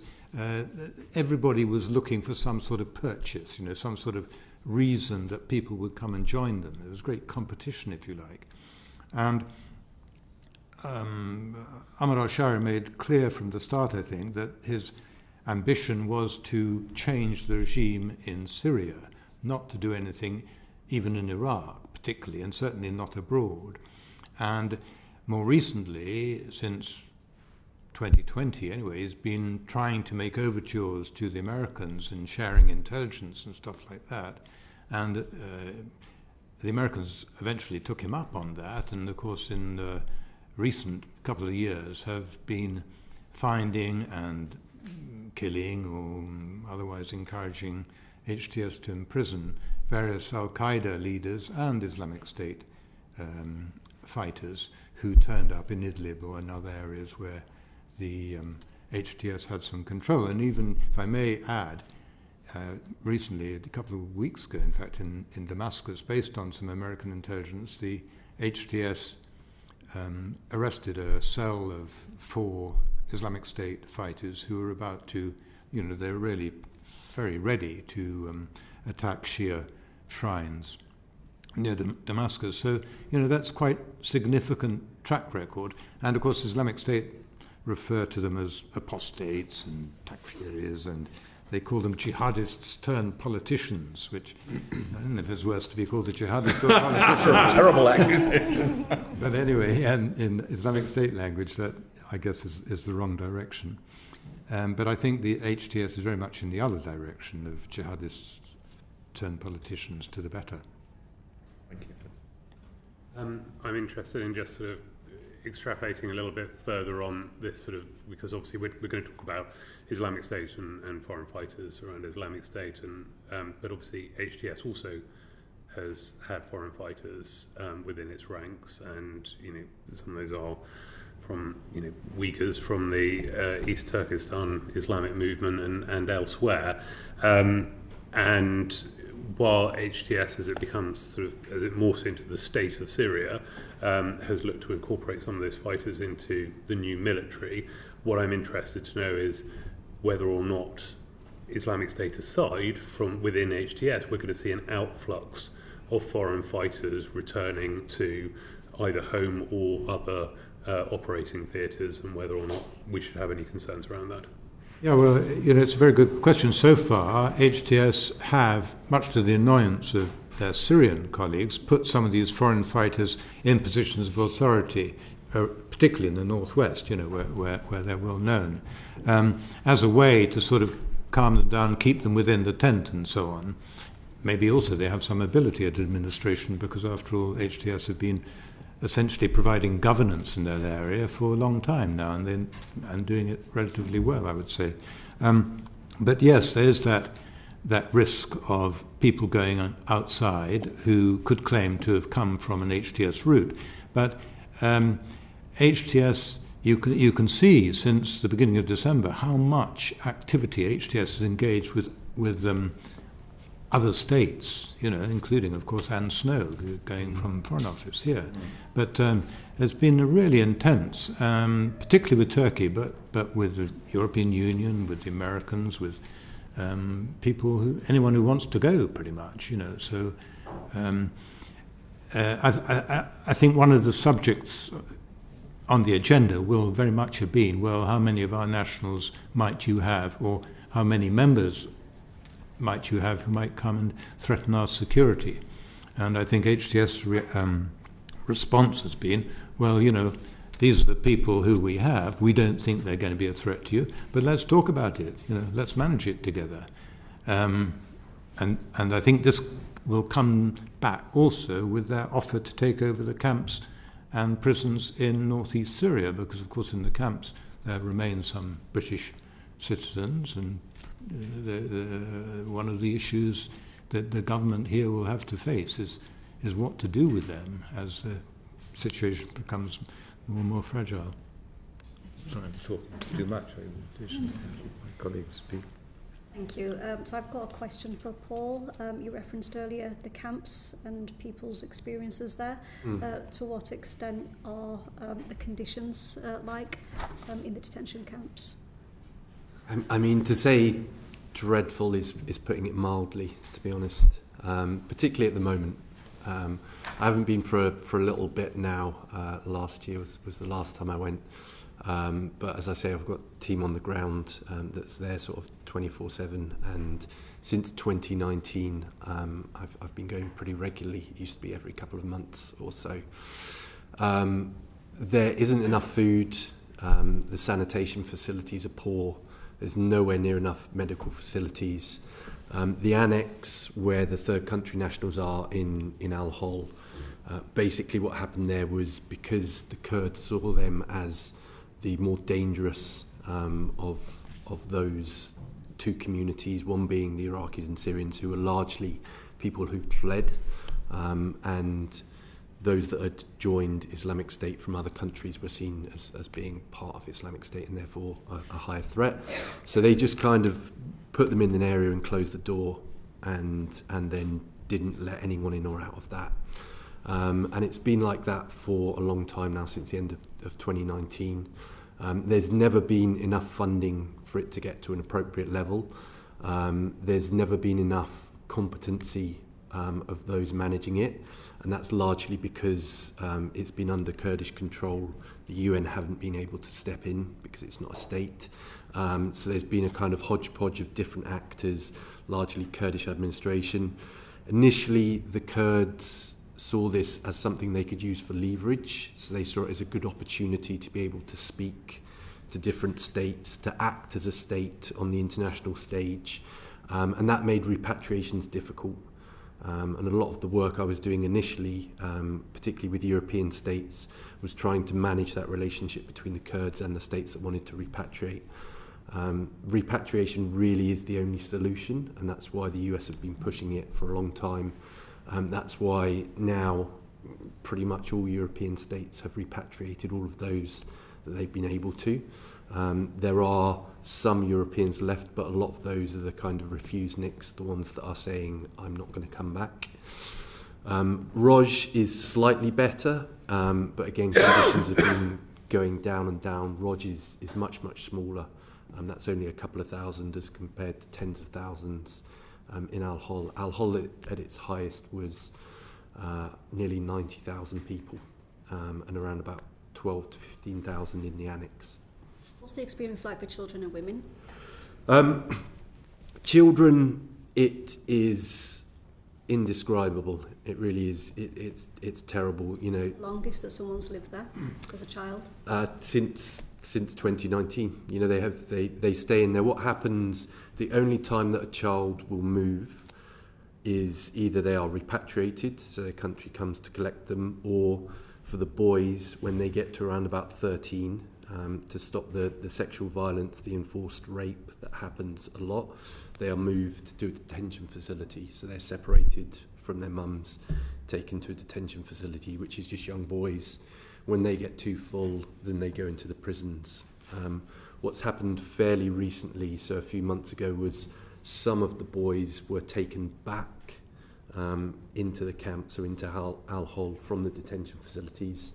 They were immediately married by the women inside the annex. That was largely North African women who that was, but there's a very significant radical element.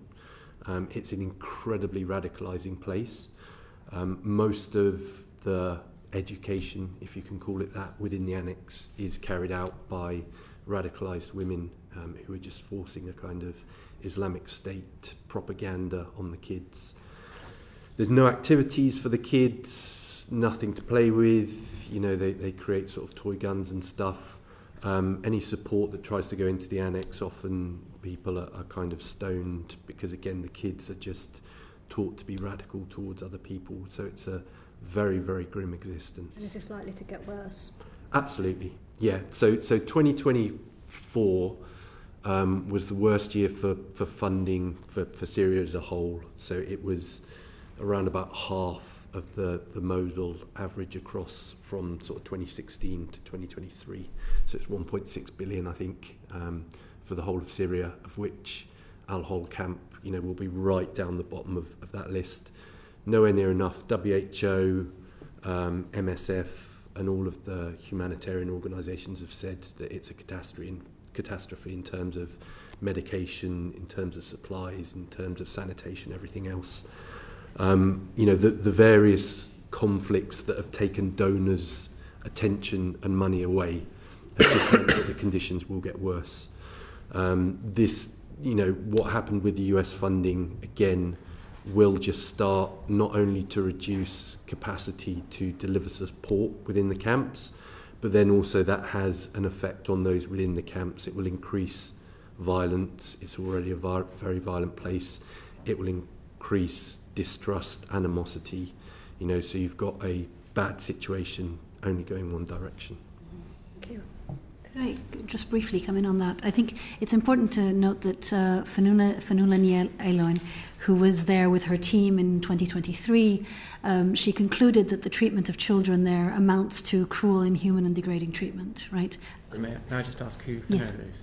She was a special rapporteur for counter-terrorism and human rights, and she led a team of international lawyers, and she visited the camps and she visited the detention centres and essentially concluded that this amounts to cruel, inhuman and degrading treatment of children, and a cradle-to-grave system for these children that essentially are born into camps and then graduate into detention centres and then graduate into prisons and then potentially die because they have large amounts of tuberculosis in the prisons. Yeah. So it's a sort of a pipeline of degradation and inhumanity that these children are exposed to. There is. I mean, I hear what you said about I mean, I know that there are still British women and children in these camps, and I have a constituent of dual nationality, and I think she was offered a deal whereby she had to stay, but British authorities would take her children back to the UK. And one of them has died, and she has one child left, and is still trying to come back into the UK. But there's been times when the family have seen video of her, and she's not been able to stand up. I mean, the account that you give seems to be consistent with the accounts that the family give me of the conditions in which she lives. Absolutely. Yeah, I mean, you know, from the perspective of the Kurds, you know, they had literally just finished this conflict, this battle, this war with the Islamic State, and then they have all of these people which they see as, you know, their opponents in this battle, which they now have to look after. They've never run a camp of this size. They don't know what they're doing. They don't have the finances. They don't have the wherewithal. They don't have anything.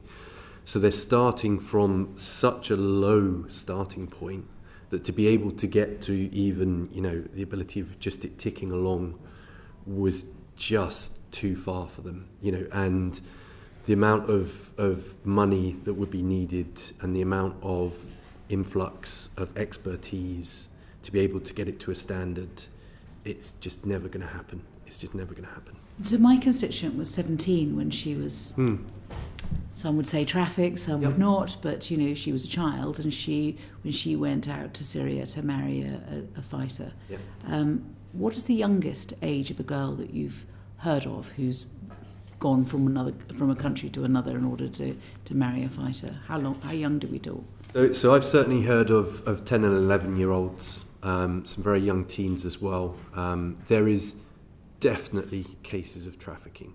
There is no doubt in my mind at all. And you ask anyone that's actually been there and dealt with these people, it's absolutely true. It smacks you in the face. Even the Kurds, if you speaking to the SDF and the administration right at the start of it, and they're kind of, sort of sticking a finger in the air, okay, this is what we think are the different women within the annex. They suggested that they think around about 10 to 20% were trafficked, were total victims. And they would definitely err on the side of caution. They're not particular fans of anyone in there. But there is certainly a sizable amount who are trafficked. There is definitely, on the other end, some deeply radicalised women and some women who have no doubt completed some heinous crimes. But they will not answer for those crimes in the camps. At the moment, they are just arbitrarily detained, so there's no justice for the victims. The victims are all around where the camp is. Everyone was immediately affected by ISIS and their crimes there. There's no justice for them, so there's no chance of, getting through this. And again, if we're just swapping the management of the camp, again, there's no progress of this. There needs to be some form of justice for those at that end. And again, from the Kurdish perspective and from my experience, I would say you've got kind of two ends, 10 to 20% at each end, one of which were total victims, one of which, heinous and deeply radicalised, and then you have a very large centre of which, they could be either end. And part of what I've been doing is kind of establishing, okay, whereabouts are these people on this, and then trying to move people so they can be repatriated and then be dealt with within their countries, because that's the only solution for this.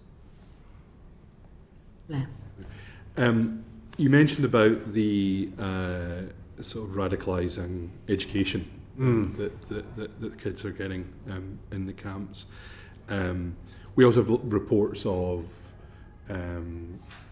child soldiers essentially being taught how to fight, taught to be suicide bombers as well.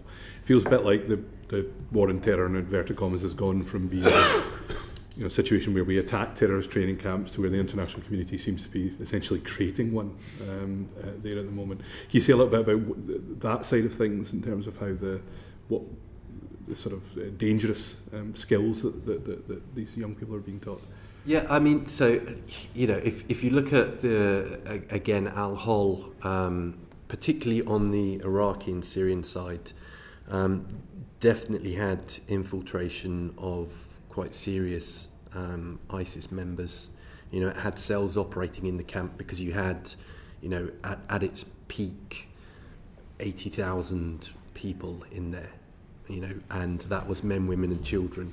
So you had basically criminal gangs operating within the camps.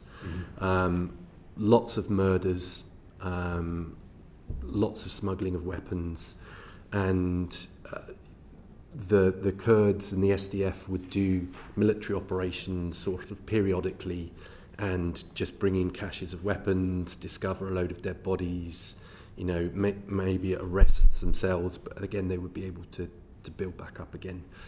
In the annex, the kind of immediate threat in terms of threat to the security forces is slightly less because they've left them, but there is definitely a radicalising and radicalised approach whereby the most radical women run at that annex, and they have to, because if you step out of line you will be killed. As simple as that. So anyone who isn't adopting those radical processes, their life is in immediate danger. So, even if you are not that way, you're damn sure going to pretend that you are. And they are definitely looking at perpetuating the violence. They had celebrations when the Taliban took over. They had celebrations with regards to Gaza because they saw these as opportunities for extremist groups to kind of fight back. And they have been preaching that and have been preaching, that they will be rescued by the Islamic State and to prepare themselves. And part of that is conditioning the young for that. Is there any effective, I suspect given earlier on you were talking about a failure to feed and provide basic medical support, is there any effective international interventions to combat the radicalisation within the camps? No, there's bits and pieces that happen in the Iraqi and Syrian side in al-Hol. A lot of that is around sort of strategic communications, so messaging to people. Within Roj, it's slightly better. We did a lot of work with the children in Roj because Roj is a much smaller camp, a couple of thousand people. It's better organised, so that the tents actually have a physicality to them. So they've got like a little stone outline which they can put them in. There's a lot more security. It's much easier to manage. So in Roj, why are some people in al-Roj and some in al-Hol? So that really was a little bit dint of just the luck of the draw. Yeah, pretty much. What happened at certain stages, so quite a lot with some of the repatriations is people get moved to Roj first before they're then repatriating because it's just a little bit easier to take people out of Roj than it is taking them out of Hol. Sometimes some countries have been able to negotiate with the Kurds and say, can we have some people moved across to Roj? But it really is what happened. The reason why al-Hol many... Just for those who might be watching and interested in this, if you're in al-Roj doesn't necessarily mean you're going to be repatriated. Correct. Right. No. They both are facilities to hold the people, basically. Yeah. The reason why al-Hol had such an influx was the fall of Baghouz. Baghouz was the last standout of the Islamic State. That was where basically everyone went through. They were defeated, territorial defeat. There, everyone flooded out of that very small town, and al-Hol is very close to it. So it was just a case of what happened was the Kurds, the men, okay, you're going on the back of a van to prison, women and children, in you go, shut the gate, keep them in there. Finally, Chair, can I just ask about, obviously the UK is funding some of these camps and prisons. Are the inmates aware of that, and does that increase the risk to the UK from these individuals? Of the UK funding? Mm-hmm. I don't think it would increase the risk. I think that what there would be, the only thing, I don't think they'd be too aware of UK funding. Mm-hmm. There isn't the sort of classic, delivered with UK aid. Not union flag on the outside of the prison. But I guess, the only thing would be the British citizens would perhaps see it as a bit of a hypocrisy of the funding when there is such a firm position on repatriations. And I think that's a definite area where the UK has been kind of out alone in a very small group, a very negative group. So to help us with that. Yes. So are all the Americans now back? There are some Americans that remain, and again with pretty much every country apart from I know that Kosovo repatriated and have all of their citizens. Yes. There are other countries that have attempted to repatriate all of their citizens. But to give you an example, when I started in 2019, I started with 11 European countries, the UK and the EU as a kind of small group talking about this. And at that point in time, all of them said, no, we're not repatriating. They don't care, we're not doing anything about it. Now, all of that group, apart from the UK, has lent into repatriations. And pretty much certainly all Western European countries, Northern European countries, a lot of Southern European countries as well, Even Eastern European, including Russians, a lot of Russians have been repatriated, a lot of Ukrainians have been repatriated, have taken the step to go, we will repatriate, and really it's only been those who've refused repatriation. Okay, so I think there's, a couple of Germans, maybe some French, etc. And in general, those are what we deem difficult cases, whereby they've said, okay, no, I'm not being repatriated, and then they're not going to be rendered. In those cases, generally what it is either the mother is very radicalised, one of those ones I've talked about. Are we talking just about the women, or are we talking about women and men? So this is just about the women. Right. This is just about That's the women. Clear. Women and children, basically. They're either deeply radicalised or they have concerns around their children, because it's very likely when they get back, a lot of countries are looking to prosecute, which is absolutely right, no problem with that at all. And so there has to be some sort of negotiation around, okay, what happens with the children? And some have said, no, I'm not happy with that. There have been, people, women from Germany, from Sweden, from others who have been prosecuted. So again, I think that this prosecution argument isn't really a good one that can hold any weight. With regards to the men, at the moment, there's not been any repatriations really of the men in general. Again, apart from Kosovo did. But that's kind of, for us, the next thing to look at. The American men are still there then?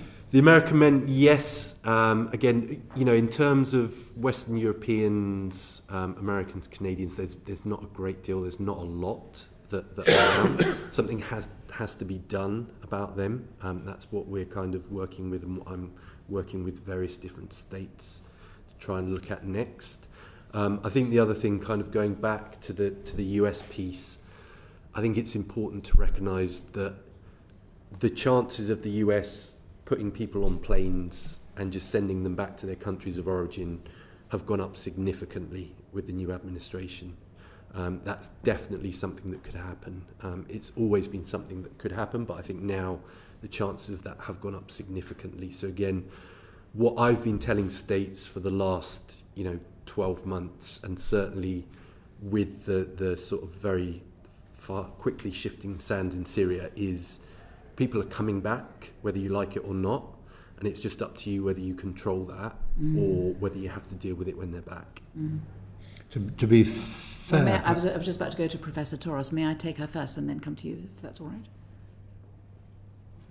I'm sorry, she just indicated earlier I was going to come back. No, I mean, I think it's important to note that most children are under the age of 10, right? Certainly that is the case with the British nationals that we know of. So although there is this worry and this legitimate concern of the radicalisation of older children, a lot of the children are very small, right? So there are very small children who, from my understanding, engage in activities. There has been some level of informal primary education. There's been an attempt to do some level of formal primary education, but they'll build,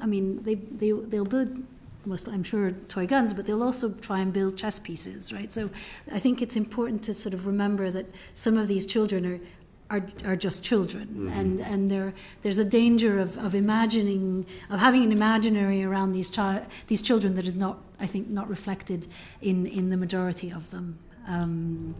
But do you want me to go on to the question of the repatriation, or I think yes. Yes.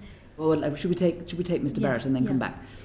Sorry, Richard, do you want to come in? well, I was just going to say, just to be fair, or to be clear, UK has brought back some women and children, very few. I think last year there was one woman and 5 children or something, and then in 2023 there were about 3 women and I think it was 4 8 children. in total, something like 7 or 8. Yeah, so it is possible. That's all I'm trying to say. But Yes, and I understand. The complicating factor is that they're dual nationals. Has been the issue, hasn't it? Sorry, ma'am. Yes. So specifically on the repatriation, I mean, there's a tracker of these repatriations, and the UK seems to have repatriated in total 21 people, 18 of them children, and 3 of them women. But if you compare that, to Kosovo, Kosovo's 104, Kyrgyzstan is 454. Like the scale is quite there's a very, very, very different scale in terms of the repatriation. And to sort of follow up on what Paul was saying, the UK does sit as an outlier here in terms of its policy, in terms of refusing repatriation.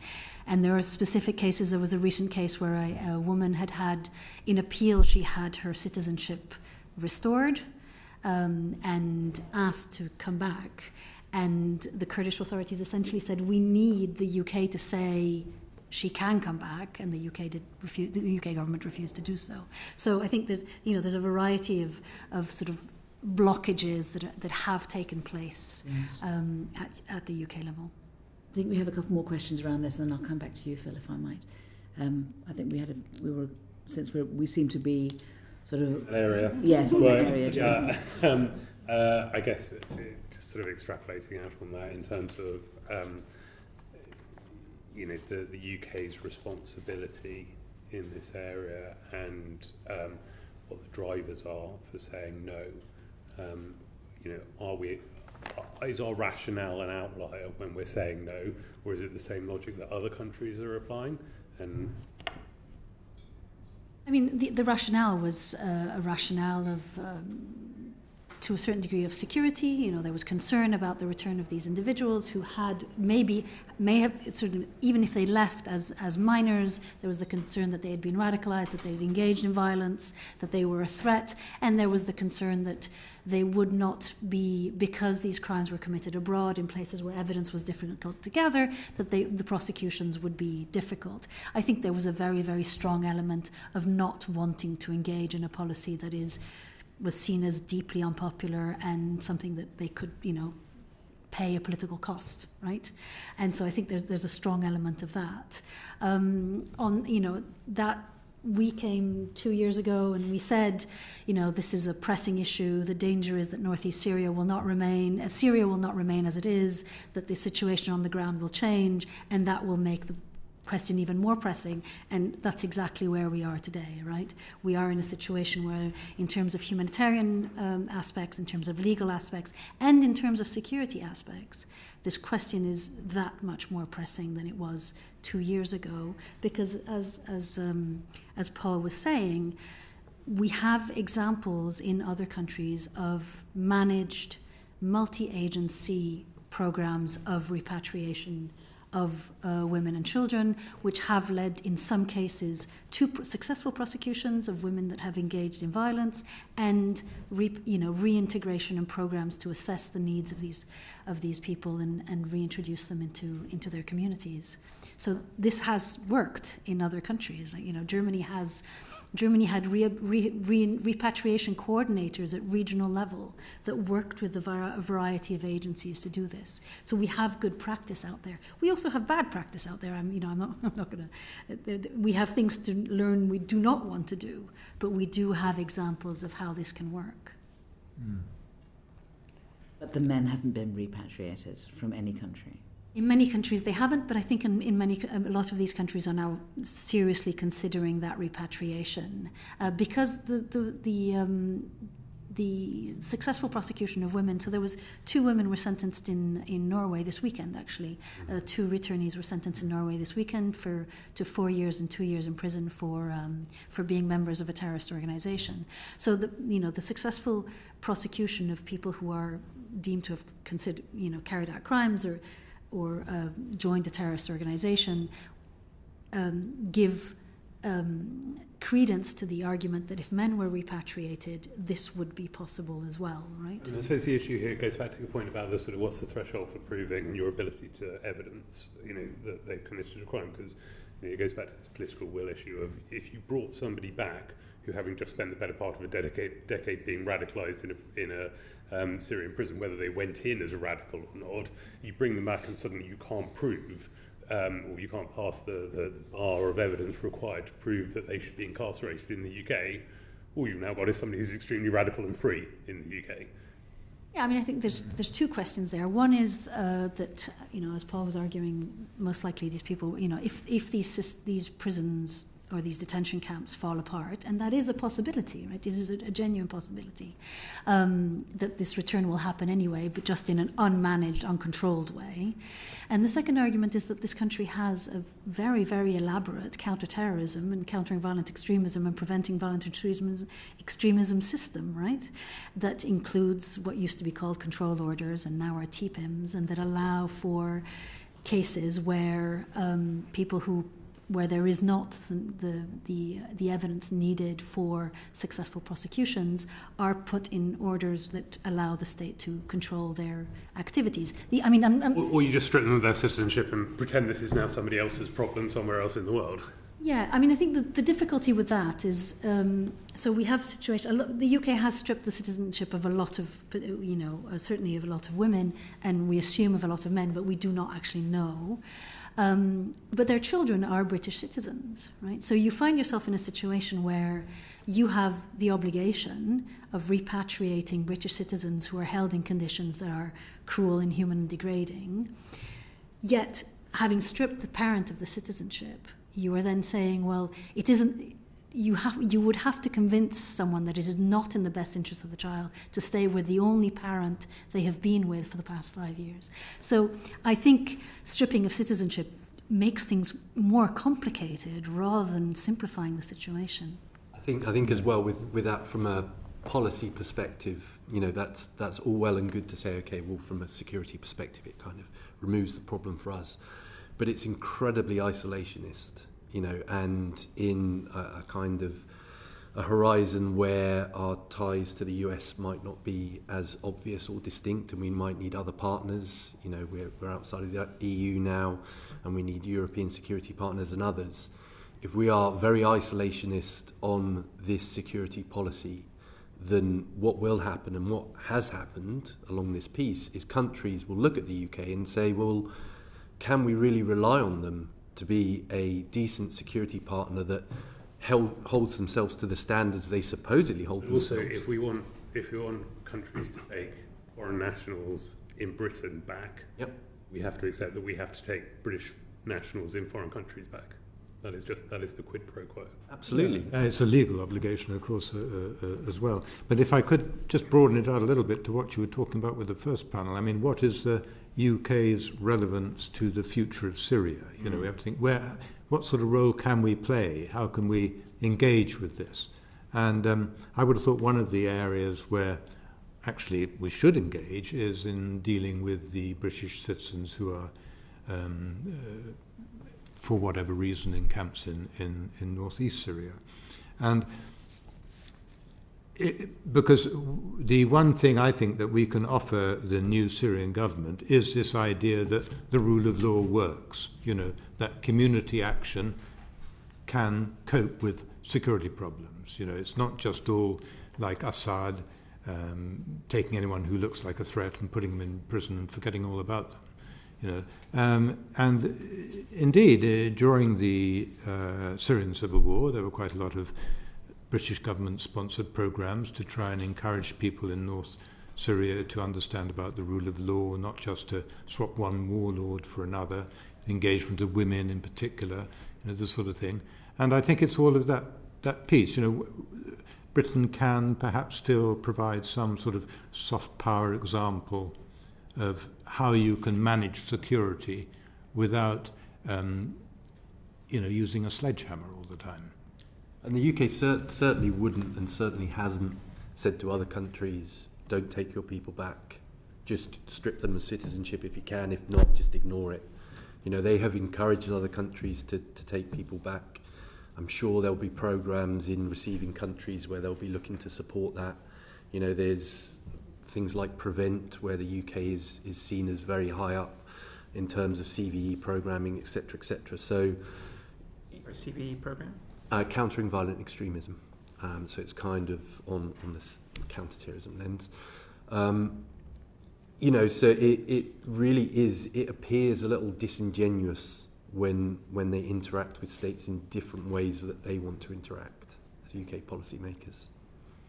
So I think that I think we just want to be completely clear about the security situation with regard to the prisoners, and I think that Phil wants to ask some questions about that, because I think we've kind of we've touched on it, but I think we should sort of focus on it a little bit. Yeah, so moving away from repatriation, but back to the prisons. There's been a concerted and coordinated effort by Islamic State to conduct jailbreaks to release their fighters from some of the prisons in northeast Syria. How damaging do you see those being, Mr. Jordan first, for regional security, but also vis-a-vis the UK's security? I mean, obviously they could be potentially very damaging. The Islamic State, ISIS, will definitely use security vacuums and have been using security vacuums that have happened in different parts of Syria as there's been ongoing battles, you know, and certainly in the kind of northern Syria, northeast and northwest, where Turkey has continued to encroach and SDF have responded to that. ISIS have gained more ground, and as you say, they've looked at the reinvigorating the breaking the walls campaign, as they call it, whereby they're looking to break people out of prison. Richard mentioned about the one 2019-2020 where there was quite a significant one. What actually happened in that prison break was that a lot of the kind of younger males who were part of this whole piece we were talking about earlier were used by a lot of the detainees, a lot of the older males, as your kind of, you know, you're front and centre, so you'll get shot before me, when there was a security response to it. So again, this all kind of interlinks in the issue of particularly the youngsters, the children, because they will be involved in this very dramatically. I think in terms of the threat to the UK, you know, there's kind of two real threats, going back to the original question. You know, there's the sort of physical threat of ISIS being able to carry out operations either in the UK or on UK interests, but also there's the kind of ideological threat of ISIS being a recruiting tool, of, you know, being seen as an option, of enhancing extremism, and the camps and prisons are very useful for ISIS to do that. You know, they use that a lot as a recruitment tool. They use that to spread their propaganda. They use that to say, look at how the UK, the West, are treating their own citizens, look at how they're treating Muslims, etc. And did they use the prison breaks as propaganda absolutely, too? Absolutely, yeah. You know, a lot of people escaped from that, and it took a while for a lot to be captured. Not all of them were captured. So there were people who were kind of in the wind and again had rejoined. There will always be that issue as long as there are those prisoners with no kind of progression. You know, and that's the whole piece of this, is that those detained in the prisons at the moment aren't really going to follow any judicial procedure. They're just there being detained. So there will always be that threat for as long as they're there that they will be broken out. And how sustainable do you think it is that the current SDF control of those detention centres, those prisons, continues as it is, given what you've told us about the very precarious situation on the ground? I mean, so the prisons are much more likely to be protected because of the coalition, the US and other troops in the region that will want to make sure. But it's not certain, you know, if there is a planned operation from Islamic State towards a prison, as happened. So what happened on that large-scale prison break was it actually was detected previously, and the coalition and the SDF managed to intervene, wrap up all of those cells, and then a few months later the same operation happened. So basically they'd planned just in case there was a security operation, so they had a backup team that then operated. So there is a lot of planning, there's a lot more opportunity for planning at the moment, and that's why there is a definite possibility. With the Turkish incursions, SDF are continually moving troops away from the camps and the prisons. So the level of security is going down in those areas. So again, the threat is going up.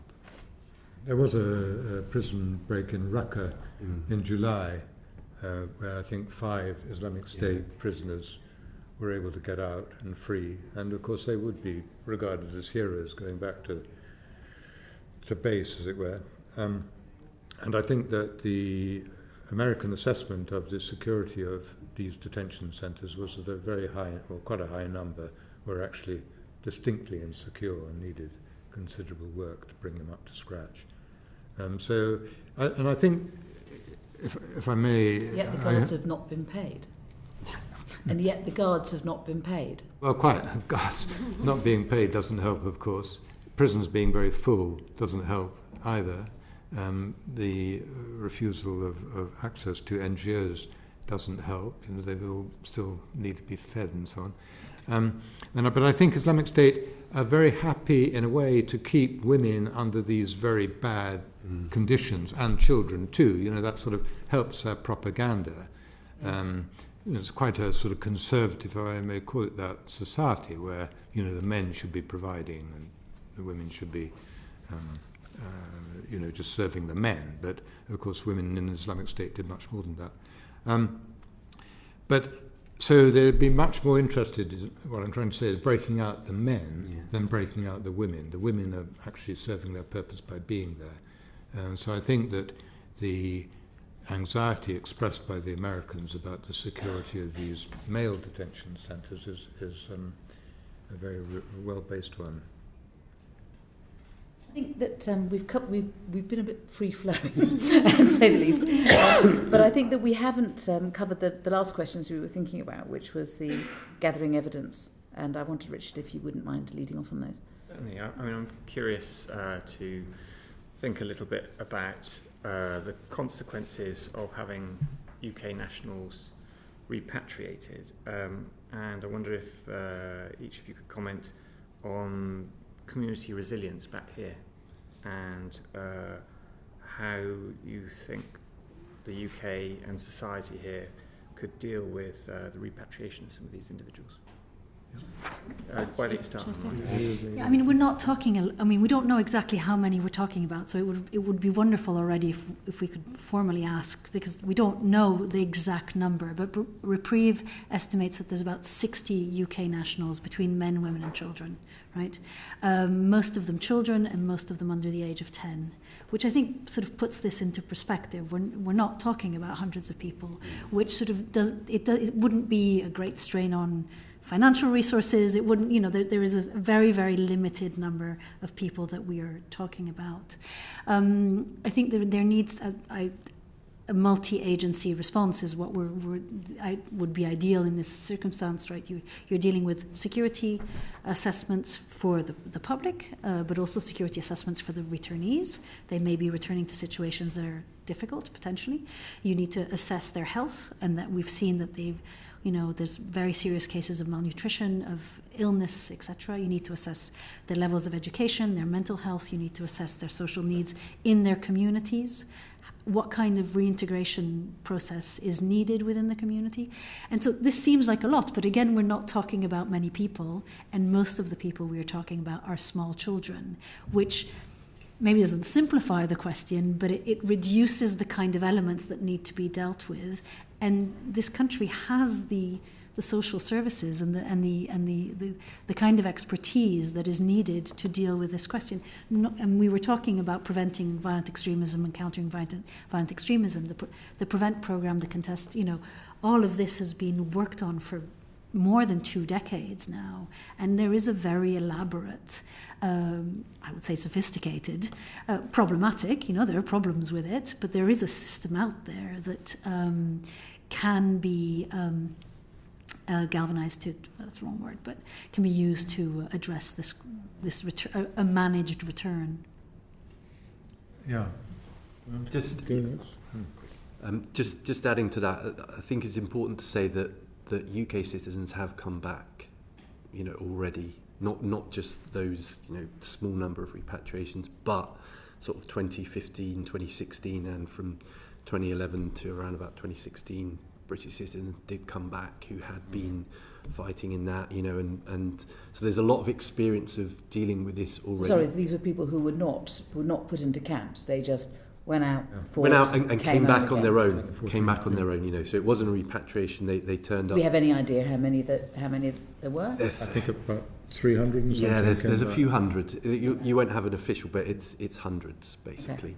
Okay. You know, and I've been involved at local levels helping with returns. There is a very sophisticated strategy for this particular thing, for people coming back in these types of situations. The Home Office have had. This is a 10-minute rule bill, which I think the Lib Dems are voting on, but I think Labour isn't, and I don't think the Tories are. So in those circumstances, I think because we've only got a couple of questions left, if it's all right, can I ask Abdeslam to pick up your questions? And so that we don't suspend. Sorry, guys. No, that's right. Thank you. Sorry, Chair. Thank you. All right. Strange. Cross-party committee in action.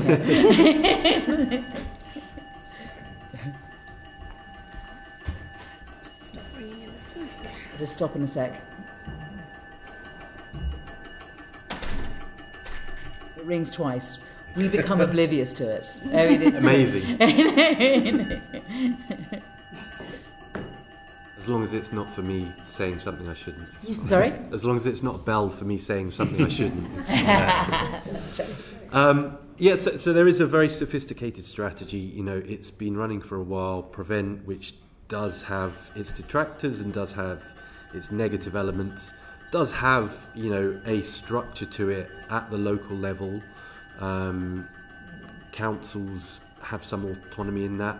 And I think as well the other thing to say is that there's always a thought that, you know, how are communities going to react and what's going to happen if they come back.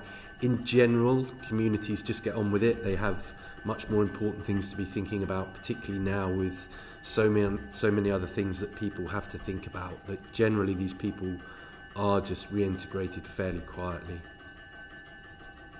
The small group of nationals who have been repatriated, what support have they been given? Are we aware of any support that they've been given?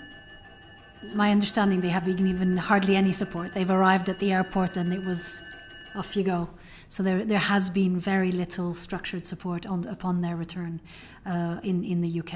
In terms of prosecutions? None, to my knowledge. But they're all children. I mean, 18 of them are children, and I think there's only 3 women who have been repatriated. So we're talking about minors, potentially very small children. So the UK had a policy. These minors who've left their mothers behind. No, the UK had a policy of they did repatriate orphans and unaccompanied minors. That was the position of the previous government, and so there was no prosecutions also because of that.